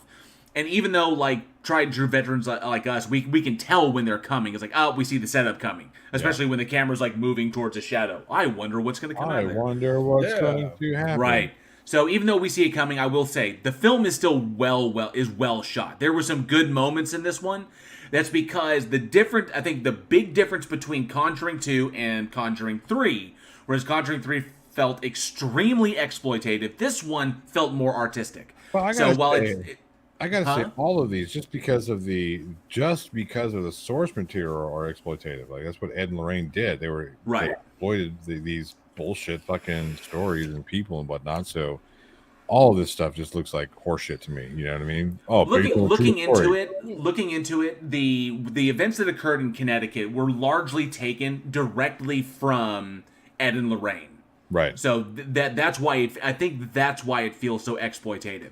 This one was taken from multiple accounts that included Ed and Lorraine in this. And so because the Conjuring series is focused on them as like these demonologists who were warriors for good and shit, or warriors for God. But you said it right first time. The story in and of itself is basically, it takes not only their perspective but the perspective of the other investigators around, not to mention and also the skeptical ones, the ones that would point out so there was a lot of the stuff that was found to be like hoaxes, where they said nope, this was fake, we don't believe this is going on. It's literally the little girl herself who is like doing all this crap. And they left a lot of those pieces in, which I thought was good. They left kind of the skeptical side in, but then of course the vast majority of it, all the stuff with Valak, and this movie set up The Nun, which I know a lot of people saw, and of course The Nun's going to get a sequel as well. But it also set up The Crooked Man, and I saw that somebody mentioned The Crooked Man was kind of cool. I will admit The Crooked Man was pretty neat. Don't forget about horror. They got The Crooked Man, then there's going to be one called Spotted Dick, and then there's going to be one called Diagnosis Horror says, I really like The Crooked Man in this movie. What was that? Yes, it was his name, based off the nursery rhymes. I would have been interested in exploring that character. Don't worry, they will be. There is a Crooked Man movie coming out, so that is currently in production. But yeah, this one felt a little more arty because it wasn't solely based on their case files. It took from their case files, but did not follow it completely. So I actually enjoyed this one a little bit more. Plus, The Nun is freaky as shit. The camera work done with The Nun I thought was pretty nice, especially you guys remember Lights Out, right? Yeah. The turn the light off and the figure's there, turn it on, the figure's gone. Mm-hmm. They pulled the same shit. They pulled the same effect in this one, where the light's off and you're looking at the painting, and turn the light on and you're not looking, and then you see that it was just a painting. They did the same thing here, but it was well done, really well done. So I have to admit, it's the technical capacity of these movies, of this movie, and the first Conjuring and this one, their technical capacity is what gets me. It's like that, as a filmmaker, I go, that is really cool. Now, ignore the story. Just look at it from a technical standard and be like, what it takes to pull these things off. I really kind of enjoy that. I was like, that's creepy as shit. Had the movie not been a parade of jump scares, I would have appreciated that one so much more. Right. But it's like, well, because we can do it, we're just going to do it over and over and over and over again. And I just get Ian Malcolm in my head. You guys were too busy warning it out. If you could, you didn't stop to think if you should. For fuck's sake, can you give us? If you look at some of the greatest horror films of all time, right? I'm not saying that jump scares are bad. What I'm saying that over reliance on jump scares, which is what modern horror is really, really attached itself to. Where's the jump scare in this? Where's the 50 jump scares? It's like, it's not scary anymore. It's just like, come on, man. Had they done like that scene with the nun in the mirror and whatnot, that's a great scene. Had that been the only one and not been 40 fucking more in the movie, that's only an hour and 45 minutes long, yeah, great. But no, it's like, fuck me. Can we stop with the goddamn jump scares already? And see, the thing is, I agree, because you look at some of the best horror films, 2, 3 jump scares, that's all you need. But if you take some of these movies that are very atmospheric, it's tense. Yes. Because it's tense because you can hold tension for like an hour. Yeah. And also the point it wears you out. And then the jump scare is almost kind of like a relief from it's like a bam. I mean, finally there's like the payoff on it. But it's like something shot really well. Mm-hmm. Where you have something where, like in the Hereditary, where they have shots of just the house, right, and nothing happens. You don't see something, or the tree house in the backyard, right? The tree with the little light on, right? Yeah, and it's just there. When you look at the witch, and you just see the woods, right? And that's that stuff that really sticks with you. That's that stuff that makes you kind of, it's uncomfortable. It's like you're expecting something, nothing happened, and you carry on, but you never get that release of that tension. When you have that jump scare, that tension gets released. So taking a look at some of James Wan's earlier stuff. If you look at Saw, the original Saw, and I'm always going to come back to a couple of movies when talking about this particular topic about jump scares and building tension, right? So if you take a look at some of the masters who were able to craft, like Alfred Hitchcock. I was thinking going back to Psycho. I was getting Psycho and Jaws. I go back to Burrs on this one, because there's that scene where Hepburn is she's in the diner, and they see that there's gas going to the car and the car is going to blow up, right? That's Alfred Hitchcock telling you, hey, this is going to happen. This is going to happen, yet it's still going to be frightening. It's still going to be scary. The movie it still works. And then you have James Wan in the original Saw, and be it because they were limited on time and funds, like you never really saw the super gory stuff. You kind of did here and there. There were some times they put it on there really quick, but it took it off. Like you never see the doctor actually cutting through his leg, which on Future you do, like show all the gruesome details. You don't really see the guy get his head blown off. You know what I mean? You kind of see it happens over here a little bit, and you see a couple quick pictures later. But that's that use of atmosphere. It's that use of, we're going to let the scary shit happen in your head, because what you build in your head is going to be much more frightening to you than what I would build as a generic scare to get the most people. The kicks, you mentioned Psycho, and the one that always gets me in that one was the original stairway scene when the detective gets slashed in the face and then goes down, because that comes out of nowhere. And of course, I was think back to Jaws. Jaws is one of the great the original kind of jump scare there, where it's the only one you really need. It's the shark when the shark comes out of the water, and it's just a bigger boat, and it's not even that fast. It's just boom, and it's like And then because all of a sudden he's there, Ray Schneider's up there in the forefront. He's like boom, boom, and all of a sudden shark. And it just what? Yeah, it just comes out for that first time. It's like whoa, and that's a and it's more his reaction, right? Yeah. And then Exorcist III, which I think arguably has the greatest jump scare in all time, because all of the rules of the jump scare were reversed to make that scary. And I thought it was just the whole the figure. Literally, it's got to be like 7 frames of the figure walking across the deal, and then of course, and then it brings up Aliens, or no, Alien. The original Alien was Tom Skerritt. When Tom Skerritt was looking around, and then all of a sudden it's just like he turns and it's boom, it's 6 frames of hands coming out, and then it's gone, and then it's over. So But what makes that scene work is the beep. It's telling you. That's a Hitchcockian thing right there. We're telling you what's going to happen. That beep is telling you where the freaking alien is, and it's getting closer and closer and closer. So you know it's coming, and it still scares the shit out of you. Right. Yeah. So I see that Joshua Lee's in the house. Good to see you, Joshua Lee, one of our amazing patrons. Good to see you, Joshua Lee. Skooma Cat's in the house as well. Good to see you, Skooma Cat. And I see that Hard Hittin' Films is in the house. Good to see you, Hard Hittin' Films. Thank you so much for being here. We do appreciate it. Thank you very much. But yeah, I mean that's what I'll admit. I like the technical mastery that goes along behind it, even though it's kind of predictable. It wasn't as bad as movies like The Unholy, where The Unholy was like, I think, 15, 16 jump scares through the whole thing. By the time you're just by the end of it, you're just done. That movie, the Unholy with Jeffrey Dean Morgan, is an example of a movie being ruined by jump scares. That should have been an atmospheric movie, and the plot was fantastic. This young woman who is being venerated as a potential saint, being possessed by like the Virgin Mary, and miracles, or she's performing miracles and shit. Turns out it's a demon that is, or it's a witch. It's like the ghost of a witch that is possessing her and tricking everyone. That should have been that could have been up there with like some fucking I wouldn't say who would I compare that to? That some Suspiria stuff, that could have been so atmospheric and so tight, but they relied too heavily on the jump scares to try and make that happen, and that ruined that movie. It's one of the reasons why. I'm sorry, JL. I just no, Rob. It's like it was Conjuring 2. It was worse than Conjuring 1 as far as its reliance upon it. Mm. And for us, I think it just overwhelms it, and we eventually just get tired of it because it's like we can see it coming, and it's jump scare fatigue. Yeah, and Conjuring 3 was even worse. But this one, I think, this one took it to the line of like, don't go any further than this. I think this was like the true beginning of the over reliance on jump scare. Right.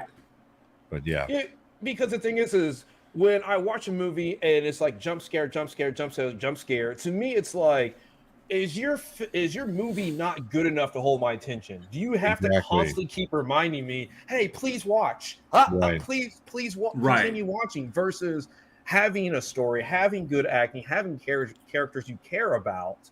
And so when the one jump scare does happen, it's like it's an impactful moment, and you remember it. I can watch Conjuring 2, and we would talk about like The Nun and maybe one or two other. I can't remember all of them. I can remember all the jump scares in The Exorcist 3. I can remember all the jump scares in Alien. I can remember all the jump scares in Friday the 13th. I think Glober Mom says best jump scare for me was Friday the 13th, the original. That was a good one. Yeah, that was a very good one. Good one. And Sarcasm would like to say what you said beforehand was why most Lovecraftian movies do not hold up to the story themselves, and I would agree with that. And I think The Conjuring still has one that got me when I first saw it because I wasn't expecting it. Because I hadn't caught the trailers. And I saw the movie beforehand, and that was when Lily Taylor is in the basement, and the hands come out. Oh, like the hands that one got me. Because I wasn't expecting it at all. And usually you can tell because the camera is the scene is framed a certain way. Because you can't have it too close to the edge because you want people to be able to visualize it. So you'll frame a scene so that there's room for the scare to happen. Mm-hmm. So here's Lily, but it was great because they kept your attention on her. It was beautiful misdirection. So you have your attention on her and something going down in the basement. So she's got I think the matches, and she's looking there, and there's noises coming and there's something coming from the basement. So she's looking down. And then all of a sudden, beside her, and I was like, "Oh shit!" that one caught me pretty good. I'll admit, it's the misdirection which is necessary that really, really helps. And unfortunately, they dropped that, and they just go for the jump scare in itself. There's no real misdirection. I mean, the whole sequence of the room where all the crosses are turning upside down. I'm so tired of that fucking trope. Right, that trope, but. With the cameras going on, I thought it was like, oh, there we go. And then all of a sudden there's a giant shadow right in the corner. It's like, come on, guys. Yeah, right. It's like you're not even trying. Yeah. What am I, fucking 12? Come on, man. And another thing that you can help in terms of jump scare, instead of just having something jump out and grab, sometimes having the sheer brutality, like on Sinister. Yeah. Where it's just like the lawnmower kill, where you see this lawn and you're like, wait, what's going? Oh God! As it goes over like the family, and because it's not necessarily jumpy in the way it's done, but it's just that quick brutality. It's really unexpected, especially when you see it, like this kid just ran over his family with a fucking lawnmower. Exactly. Yeah. And that sticks with you. Right. Diagnosis Horror brings up Insidious had one. That was this other one was the lipstick demon that appeared behind Patrick Wilson. And that brief moment where it's just like where Lin Shaye looks up and it's like standing behind him and then all of a sudden it's gone. Yeah. That was pretty. But unfortunately, spoiled in the damn trailer. Yes. So, Yeah. Idiots. That was the best jump scare in the entire, because it breaks the rules. It's daylight. In Daylight, horror yeah. films, you are safe. And not only is it daylight, you're in with a group of people. Yep. Right. They're just Breaks having all the rules. regular counseling session. So it's just like, you're safe, your guard's down, and it just hits you right there. It's a brilliant jump scare. let's see. Tony Regime says best jump scare was at the end of the Banana Boat song in Beetlejuice. The shrimp hands coming out and grabbing. Definitely the funniest. That movie is fucking brilliant. Yep. The one thing I also wanted to, because, and I found this to be interesting, is that this particular film relied, storytelling wise, relied very, very heavily on the Amityville case. And as horror fans, we're all familiar with 112 Ocean Avenue. We're all familiar with that Dutch colonial in New York, in Long Island, that supposedly the Lutzes bought because the DeFeo murders took place there. And then they ran out of there 28 days later. 28 days later. And they run out 28 days later because the place is supposedly haunted with a demon and shit. And of course, it's not haunted with a demon. It's haunted with a gigantic renovation bill. with a huge renovation bill. This is true. Because I think a turn of this, how old was that house? It was over 100 years old. But that house, would be astronomical. Really? And I hear today now it's... Than that. I think today it's a bed and breakfast nowadays. I think. Oh yeah, it is. Yeah, it's bed and breakfast. So and they play on the Amityville horror thing too. The kicker on that one, because that one was so legendary, and they set up all of Conjuring 2 is pretty much set up by pretty much springboarding off of the Amityville case, even recreating the whole sequence, recreating the murders, recreating the seance that was done in the house, and the Amityville case. Now, the Amityville franchise started off, Margot Kidder, Josh Brolin, Margot Kidder. 17 of them things, isn't there? 17 of them. There's more than that. It's like 22, 23. That's right. It is the largest like thematically joined horror franchise out there. I think I saw Amityville in space. It took them like 20-something films to get to space, but they finally went there. Amityville in space, and I think that fucking works. There was even, I think there was an Amityville in the Hood. Just stop. Just not even trying anymore. Yeah, Amityville in the Hood. Yeah, so. It's out of control, but that just goes to show the lasting effect that the name Amityville has in pretty much the collective horror memory. That's the legacy of this was springboarding off of this one, and obviously that franchise is it's out of fucking control. I don't even know. I guess they're just giving people the name to use to just slap on a fucking movie and try to sell something. I mean, I feel like at a point we can make an Amityville movie, and people are just like, okay. Yeah, we should make an Amityville movie. We really should. Gotta throw one in there, just why not? Everybody else is doing it. They're just passing it out like candy. That's that hooker that gets around. Yeah, definitely. Not so that joke. But I will say the original Amityville horror really was good, was really, really solid. There were some really good moments in that one, and then of course the remake with Ryan Reynolds, which I thought was actually quite good, was the Ryan Reynolds, because that just showcased Ryan Reynolds' acting chops. I thought he was fantastic in that. Yeah, another remake that was soulless, but there are some really good performances in there. Yeah, Ryan. Melissa George is great. George is great. Yeah, she's fantastic, and I loved the fact that we finally get to see Ryan Reynolds You know, because we're so used to the Ryan Reynolds that at that time, I think he'd only done maybe 2 serious roles, and nobody really watched him. Yeah, I mean, he was Van Wilder. Yeah, he was Van Wilder. He was Waiting. You know, he was kind of this goofy kid, and now here he is. We just watched you in Van Wilder. Now you're murdering your family. And he was intimidating and scary. He was genuinely creepy. Yeah. So, Joshua Lee mentions, Johnny O, did you show JL that Winnie the Pooh movie I talked about? I haven't watched the whole thing, though, with because Winnie the Pooh recently entered the public domain. And so this Winnie the Pooh horror movie came out that this, I guess, 2 serial killers with a Pooh mask and a Piglet mask. And apparently they eat Eeyore in its... All right, check that out. I'm going to have to check it out. Watch party. No, we should do that. Yes, definitely. Yeah. So this particular one, I think this is where the Conjuring franchise should have ended, but of course it didn't. We got the Nun off of this one. The Curse of La Llorona was was another spinoff, and of course we're going to get the Crooked Man as well. We got the Conjuring 3, and I don't know. So glad you didn't mention the other one. Thank God. Don't do it. Just leave it alone. Don't do it. Wait. Don't do it. No. The Nun, Curse of La Llorona. Don't, or I will leave this stream. The Crooked Man. Don't do it. I will leave. I don't think there was another one. Okay, we'll leave it at that. Good. Next movie. So released June 11th. But given that we were talking about jump scares, the over-reliance on jump scares, and how different franchises use them differently, and they can be used to positive effect and, of course, negative effect. They can actually ruin what could potentially be a good movie. I want to ask the audience. So, Annabelle. God damn it! Thank you, Angel Rivera. Thank you, Angel Rivera.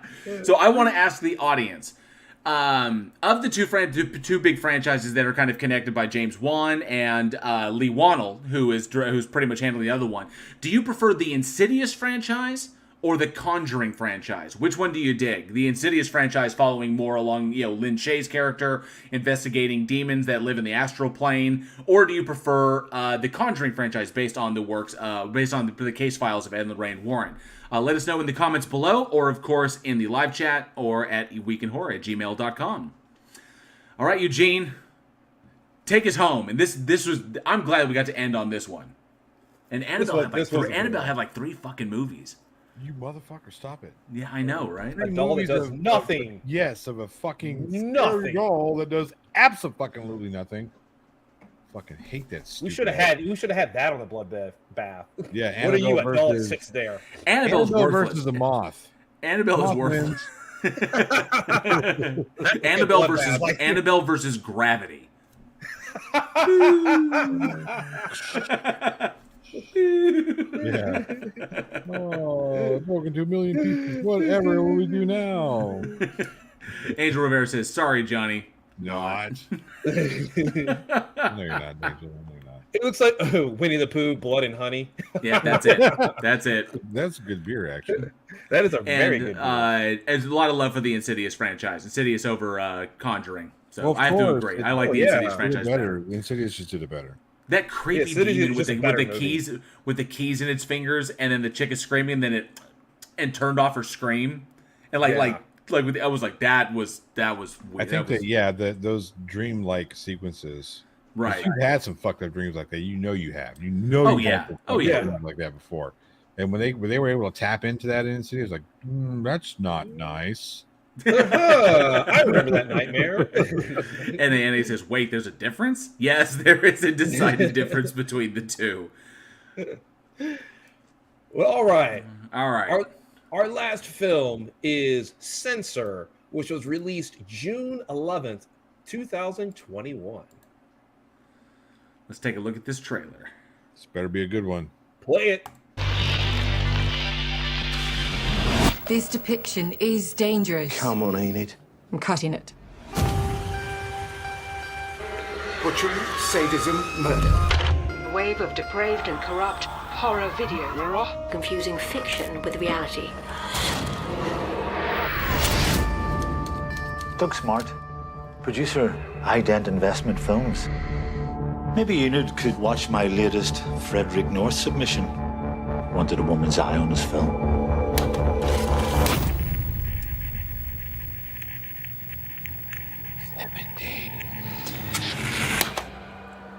There's this actress. I've got this feeling that it's Nina. My sister. You know, if someone did take her, then they're still out there. You've never been clear on exactly what you remember. You'd be surprised what the human brain can edit out when it can't handle the truth. Someone's losing the plot. I was wondering if you had anything else on this actress. What's going to happen to her? That's top secret. People think that I create horror. Horror is already out there in all of us.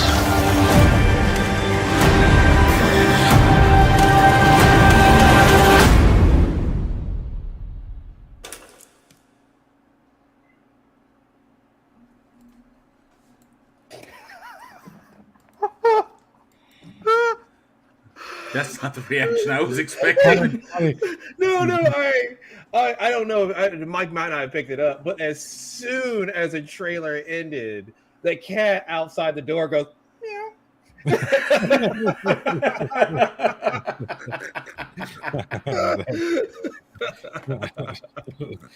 The freaking director of that movie will be watching this show, right? And then as soon as the trailer ends, you just gonna start laughing, like, "Aw!" They're gonna be so defeated. He like built up for this one moment. Like finally, they're talking about my. Oh man, they're gonna turn off the stream and then. Oh well, back to accounting.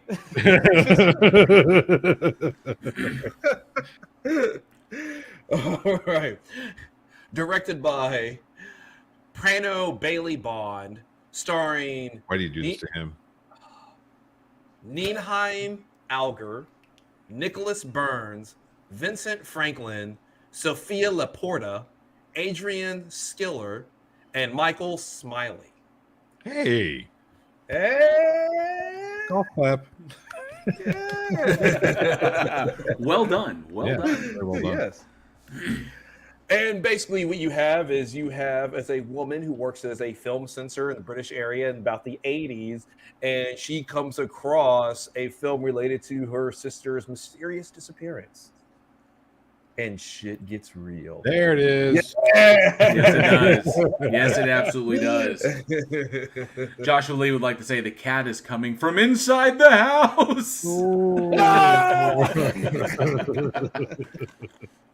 So I have to admit, this one really, really impressed me, and we're gonna dive into it because there's a lot of technical stuff about the movie that I thought was really, really good, and I want to make sure that I pronounce her name correctly, but Nia Malgar's performance, because she's in Raised by Wolves right now over on HBO. She played Travis Fimmel's wife, and that's in that series. Isn't that called Walk Like a Man? Like what? Raised by Wolves, Walk Like a Man. But she was fantastic in this. I thought she was great. It was the entire thing is well acted. Correct. I got from this one, and I mentioned this to Johnny the other day, is that this film feels very much like a kind of like a spiritual sequel to Saint Maud. I can kind of see that. I'd have to spend more time with Censor and Saint Maud. I need to rewatch Saint Maud, but I had to spend more time with both the films. I would have to watch them like back to back and really really think about and compare the two. What got me about was is that the film is very much, even though the film centers around, absolutely, Sir Kaz, right, watching her fall apart one little bit at a time. It's just like as her world is slowly coming apart. It was very, very similar to Saint Maud in that respect, and shot with the same care and the same vulnerability as Saint Maud was. As we are journeying with this young woman who is currently in a very in her position. This was because this is set in 1985 during the period of during the video nasty period when that's the why censors there were were VHS tapes, by the way. Right, and so when VHS tapes were able to release directly to the market and kind of like circumvent the censor. And so the video nasty epidemic was a huge moment, or it was a watershed moment in English film history, because people started cracking down really, really hard on what they considered to be obscene or objectionable material that could affect the populace by inspiring violent crime or murder. So, basically desensitizing the youth and causing an uptick in crime.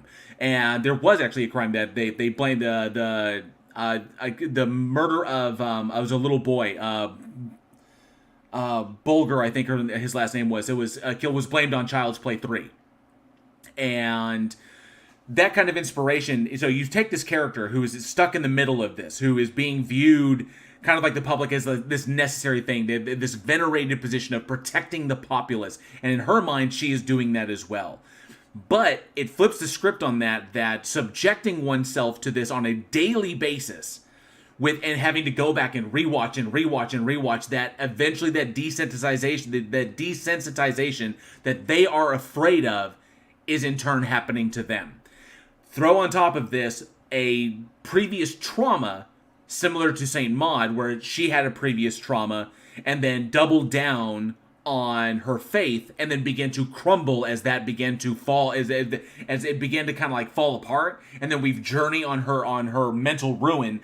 This follows the same kind of trope, and I felt it was the same thing. It was like we double down on the things that protect us from the traumas of our past instead of dealing with those traumas, and then in doubling down on them, we eventually recognize that they are wholly insufficient. And so we journey with her as she eventually comes to a horrific conclusion, which I loved. And this is where it gets into technical capacity, because the way this story was told camera-wise, moving between 35mm, Super 8, and standard and more contemporary film, I really, really love that. Especially conveying mental states with that. This goes back to the first film, the first film we talked about, where we need the remake of The Omen. We need that old style film because it speaks to us in an emotional way that the current contemporary standard does not. Yeah, this was I really enjoyed it. First of all, the color use in this film is amazing. The lighting, very good choice. Yes. And especially in the forest scene at the end. Yeah, in that whole sequence. Sorry, in the what? And when they were in the woods. The forest scene. The forest scene. Yeah.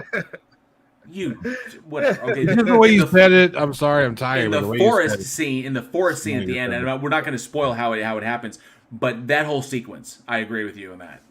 Yeah, cinematography is amazing. Like I said, they put a lot of thought into it. I like the choice of switching between formats because you have going back. It has that nice 1985 feel to it, and it almost kind of has a Suspiria original kind of colorization to it.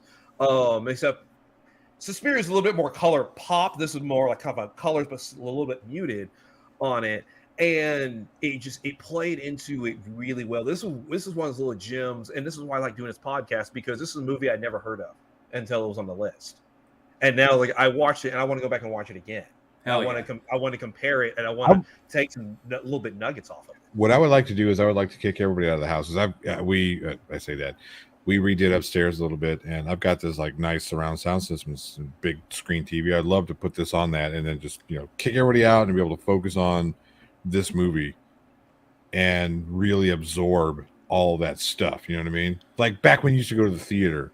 And that's that 35mm effect, which I'm finding that's what struck me. We're seeing a lot of filmmakers nowadays. It's become kind of like the auteur thing, is going back and shooting on 35mm. Yeah, sometimes though I think it's just pretentious. So people, again, like I said before, some people just say, "I shot on 35mm film. I drink my tea with my pinky out. Oh, I bring my vinyl player to Starbucks." Yeah, exactly. But I think that this plays to it, because shooting the whole film on 35mm, similar to how it would have been done in 1985, intersplicing VHS scenes, VHS quality footage, and Super 8 footage within it in order to convey that. I don't know if it's tapping at the nostalgia door, but it does convey emotions differently, and I think it's simply because of the way color saturates and how I think that's light is captured. I think that's just I think that's because we grew up with that stuff, so there is that nostalgia factor. Like you know what I mean? Like when you're driving down the road or whatever, and you hear a song that you first heard in the '80s, like a Duran Duran song or some shit, and you automatically get transported back to the first time you can remember hearing that song and the things you felt and the smells and where you were and all that. You know what I mean?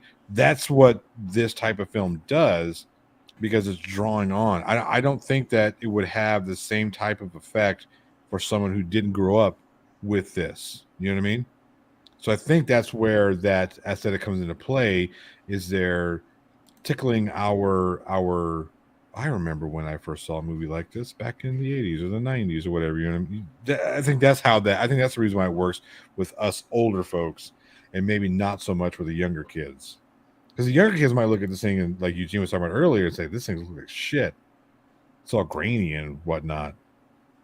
I mean, that's true, and it would be interesting to see if you showed this to like a teenager, what like they would think about it. And going back to, it's like, oh well, using film, being pretentious and everything like that is, honestly, most people can't tell today. Most people they just can't, and they use this bragging right, whatever about it. But this is actually uses that to the effect. It's like, if you want to shoot on 35 millimeter, have an actual legitimate reason for it, and it fits with the style of film that this is and what the story they're trying to portray, versus, oh, we got two people sitting at a table at a coffee shop and we want 35 millimeter because, well, whatever. Like The Irishman, right? So The Irishman is digital but made to look like 35 millimeter. Yeah. And it's like most movies today are shot digitally. It's just cheaper. I thought it was something that stood out to me. It was weird seeing, because there were two actors that popped in this. Neam Algar is, like I said, is magnificent in this.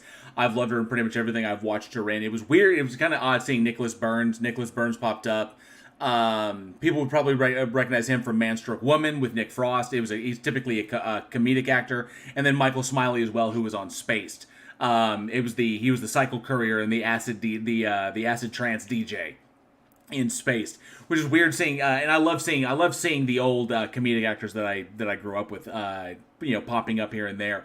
But all of the performances in this are utterly fantastic, and I loved how the director, Prano Bailey Bond was able to capture the kind of, I'm gonna have to call it the misogynistic nature of the film industry of the 80s, and how women were viewed. And it was regardless whether you're an actor and a director, or whether you are, no matter where you were involved in, is not only the relationship between men and women in this, which further serves to alienate Enid's character in her journey to try and find her sister, or what she thinks is her sister, and then her explosive journey to discovering the truth of what happened, and then of course how it wasn't just relegated to the film industry, and not to mention the natural misogyny that was going on, that seemed to be the kind of mentality at the time of men in power and women in subservient positions,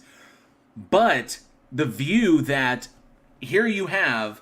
And I loved how they captured this. This was brilliant in the performance and worked so well. Was you've got Michael Smiley, who plays the producer of this movie, who wants Enid to watch it. So he's in the power position as a producer on a film set. He's used to the power position. He's also a man. He's also an award-winning producer. So he's used to this. And here sits this waifish little woman who can now, end his movie with a stroke of a pen.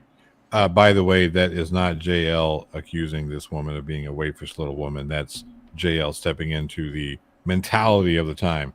Just want to make that clear. It's how she was portrayed. Well, no. I just want to make that clear for all the cancel culture fuckers out there.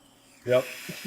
And so how Enid is portrayed as all of a sudden the woman is in the position of power over men that are very used to having the positions of power. Definitely.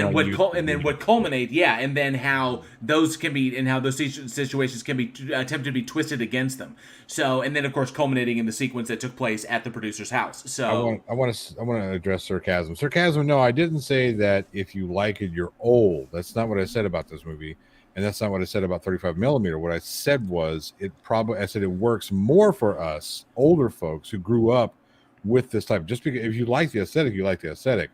But there's a lot of people that the reason why we dig on vinyl, we dig on cassette tape, we dig on 35 millimeter because it's that throw of nostalgia. That's why Stranger Things worked with an older audience, even though it was a bunch of little kids in this movie, because they took the Goonies, they took Stephen King, and they took that vintage feel of the 80s and put it all together. And people fucking Spielberg, Richard Donner, right? Exactly. Everything. Yeah. Right. The things that made the 80s and 90s fucking great. They were able to capture that, so that's what makes Stranger Things such a great show, because it appeals to the younger generation and it appeals to the older generation. But it's that the era of nostalgia for us, knowing where we were, like the intro that we have on Bridge of the Divide, right? We put that together, that right. I remember seeing that in movie theaters. I remember that being the opening to film feature presentation. Yeah, you know what I mean. I remember the singing popcorn and hot dogs. I remember this shit. So it brings us, that aesthetic, that 35 millimeter aesthetic. Let's all go to the movies. Yeah, right.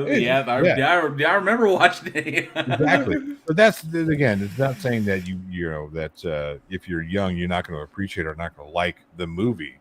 It's how it works for us older generation folk. Because it takes us back to when we were kids. Because it's like, oh man, yeah, that fucking reminds me. That may be the reason why we connect with why it speaks to us on a more emotional level than your standard stuff does. But that was one of the biggest issues that what you're bringing up is that 35 millimeter VHS. Well, VHS was a way of mass producing. VHS had a quality to it that with digital is very easily mass produced. You can go direct to DVD. Like nowadays, you can shoot a movie. You can go direct to streaming. You can have a streaming release, a DVD release, and a theatrical release simultaneously. Yep. Back in the day, and I hate to say it because it makes me sound so fucking old, but back in the day, you had a theatrical release. It ran its course, and then you could wait upwards of 2 years for a home distribution where I could finally get it on VHS, or then eventually or beta, because I remember beta. I had a beta player in my house. Beta release or a VHS release or now a DVD release.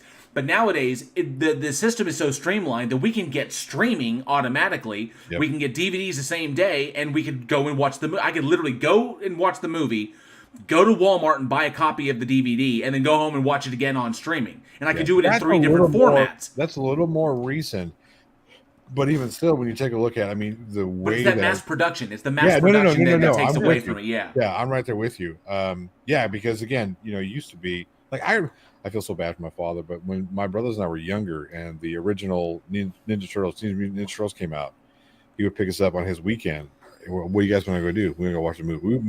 We fucking made him go to that movie 6 months straight. It's not an exaggeration. Well, it's because we were all like, oh, Raphael said damn. Right. He said damn. It's all adult shit. Right. So exactly. And I swear, my father just had the patience of hey, let's go watch a movie. Yeah, go watch Ninja Turtles. No, we watched last week, but that's what we want to watch. There's nothing else we want to watch. Let's watch it. But for like 6 months straight. Nowadays, you get 2, maybe 3 weeks, and then it's done. And Glober Mom, I miss going to the drive-in as well. Too. I remember, I was 4 years old. It's still cemented in my mind. I got to see Gremlins at the drive-in. My first was Star Trek 4. It's still like I remember the very first experience of seeing the speaker like hung on the window. On the window, yeah. And it just blew my mind. I remember that experience of seeing that. It's one of my favorite memories. Ours had the AM radio station that you could tune into. That you would actually tune into? Yeah. Yeah, Extra J says, damn, I remember watching something in the theater or missing it and waiting forever for it to show up on VHS for purchase or rent. Right. Back in the days of Glober Mom says Star Wars for her. Nice. Yeah, nice. So, yeah, and it's a little bit different. It's like we say, the difference between vinyl and CD.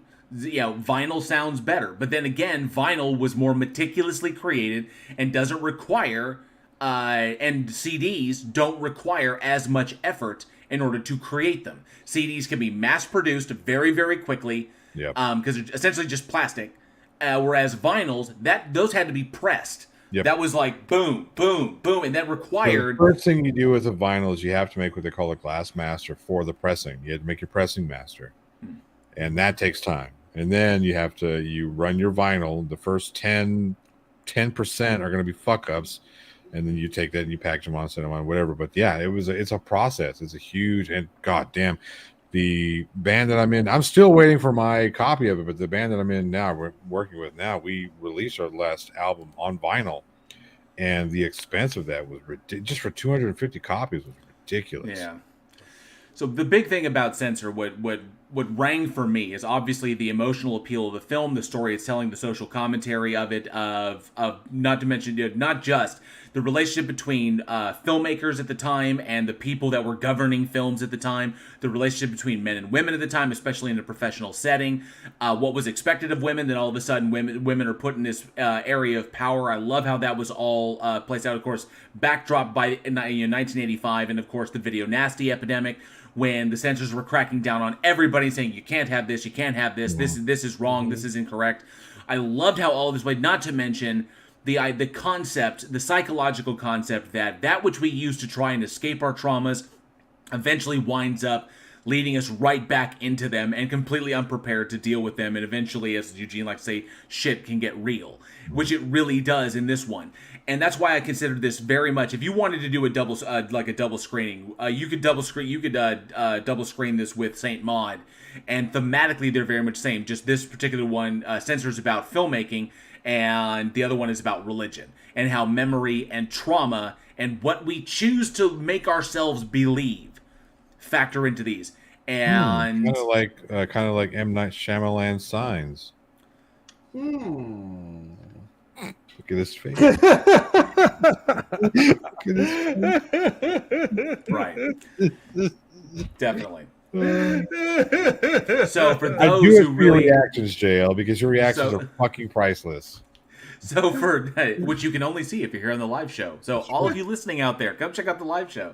Wednesday night, but this will definitely tap the nostalgia button for a lot of people out there. But I want to give a ton of credit to the filmmakers behind this, because it's technically it's just masterful filmmaking. It's classic masterful filmmaking in a modern age. It came out last year, 2021, and to get a movie that feels like this, to feel like it came straight from 1986, 1985 was just absolutely it's so much fun. Good storytelling. Yeah, with a good solid story and top-notch acting across the board. I mean, and also on top of that, it's a film that feels on it. It doesn't feel like it's a copy and paste like so many other new films.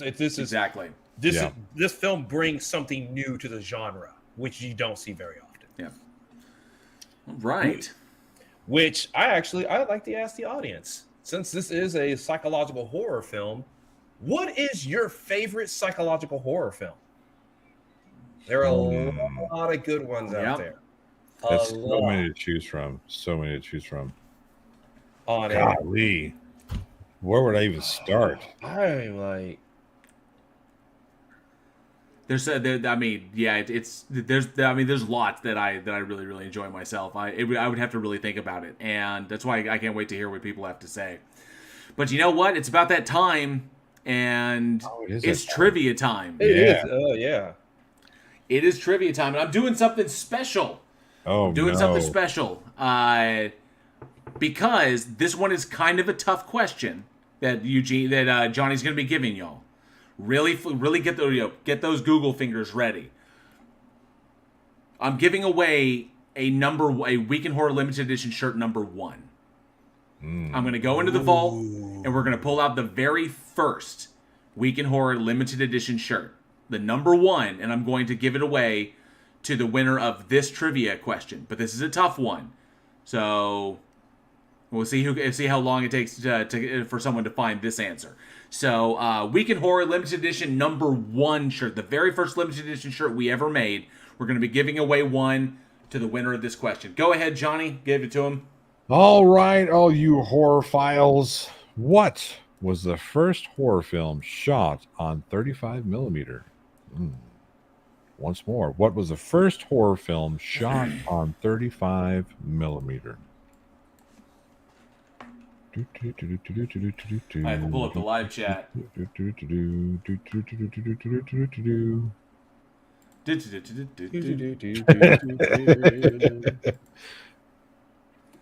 if we can get this one. No quick answer, so it's a tough one. Yeah, this is a tough one. Let's see. No Tony Regime, not Texas Chainsaw Massacre. NA says, I have no idea. a little earlier than that one. A little earlier than 1974. Go earlier. Angel Rivera says The Cursed. Nope, not The Cursed. Getting colder.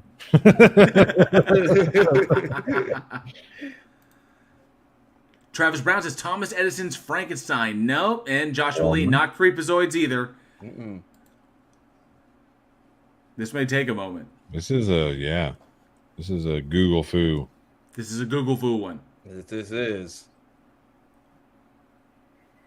And it's a pretty big one too. By the way, exactly, it's actually a pretty prominent movie. That. By the way, while we're waiting for this, I intentionally misled people earlier to show that most people can't tell the difference between digital and real 35 millimeter. I said The Irishman was shot digitally and 35 millimeter was added. It's actually incorrect. It was really shot on 35 millimeter. People can't tell the difference. People can't. Tony Regime says Race with the Devil. Nope, not Race with the Devil. Older. Come on, I know y'all can find it. You older. Yeah. Older. Yeah, think old. Think like real classic, like the beginnings of the horror genre in film. Really the beginnings of film. Yeah. Gotta go way back. Oh yeah, way back in the Wayback Machine. Yeah. I know someone's gonna get it here pretty soon. Someone's gonna find it. Come on. For a Week in Horror limited edition shirt number 1. Go ahead and give him the question again. The House of the Devil negative. Oh, sarcasm, getting close. You're getting very close. Getting close. Oh, and Tony Regime said Nosferatu. No. Almost there. So close. So close. There it is. Glober Mom. Yay. Boom. Glober Mom. Yay. That's a tough one. That's a tough one. That is Congratulations. That was I gotta come up with more like that. That was fun. Glober Mom, yes. The reason why Nosferatu is incorrect because it was not shot on 35 millimeter. It was shot on 8 millimeter. So Glober Mom, congratulations. The Cabinet of Dr. Caligari in 1920 was the first horror film shot on 35 millimeter film. So congratulations, Glober Mom. Way to go. We're gonna get that. I'm pretty sure I have your shipping details. Go ahead. What was up, Eugene? Oh, I was just saying nice. So I will get that. I'm pretty sure I have your shipping details. If you need to update them, let me know what the new ones are. And we will get your Week in Horror Limited Edition number 1 shirt out to you ASAP. Congratulations. Way to go. Good job. All right. Well, that's going to bring... What? What's up? This better be wrong. What's going to be wrong? What? Nothing. Just do your outro. I'm upset now. Oh, what'd you find out? Oh, no, I want to speak it. Oh, is it something about the Conjuring universe? No. Annabelle 4? The doll continues to do nothing. The doll sits there again. It's still sitting there to this day. So that's going to bring another episode of Week in Horror to a close. Thank you all so much for listening, and we truly hope you enjoyed the show. Join us next week when we look back at the British splatter horror comedy Doghouse, the Richard Matheson horror The Legend of Hell House, the black comedy slasher The Driller Killer. That's not a porn. Not inspired. A porn. The Driller Killer and the original rodent horror Willard. We're going really across the pond, aren't we? We are. We'd like to send a special shout out to all of our amazing patrons who help to continue to help us make Week in Horror the incredible success it has become. You see all of your names in the banner down there. The link, Fast and Furious, is it Fast and Furious 11? NANA says. The link to the Patreon is down in the description below. Check it out. You can see all the cool stuff that you get. And, of course, your name in the banner scrolling across the bottom of the screen. Thank you all so very, very much for your support. Be sure to stop by Joshua Olsen's store, badsamurai.store. He does all the amazing artwork, including the artwork on the Week in Horror Limited Edition shirt number 1, which Glober Mom just won. And his designs are absolutely incredible. He's got new stuff all the time. Go ahead and give him a look at badsamurai.store. For more fun, be sure to follow us on the socials where you will get the daily splatter right to your feed. Check us out at Digital Darkness, our new YouTube gaming channel hosted by AlienX Gaming, another one of our amazing patrons. Remember, you too can help combat the evil algorithm by dropping a comment, liking, subscribing, smashing that bell as if it were UA Bowl waving a new game adaptation script in your face for all the latest updates from the show. And lastly, if you love what we do here and would you like to and are able to support the production, you can through our Patreon. Because we all go a little mad sometimes, you can show your Week in Horror love by joining one of the tiers. Join your fellow fanatics, slashers, possessed, and mastermind patrons for all kinds of cool stuff behind the scenes, all kinds of cool access. And if Patreon is not your favorite stalking method, you can always support us directly through PayPal. Links to all of this, including our Discord community where you can find trailers, trivia games, horror watch parties, share your own content, and even interact directly with the crew, are down in the description. As always, sharing the show with the fans in your local horror community is the best way to help us further our goals of global horror domination. Thank you all for being the greatest audience a little horror podcast could ever have. I am JL. I'm Eugene. And I'm some boring guy. We'll see you all next week, and as always, stay scared. See ya!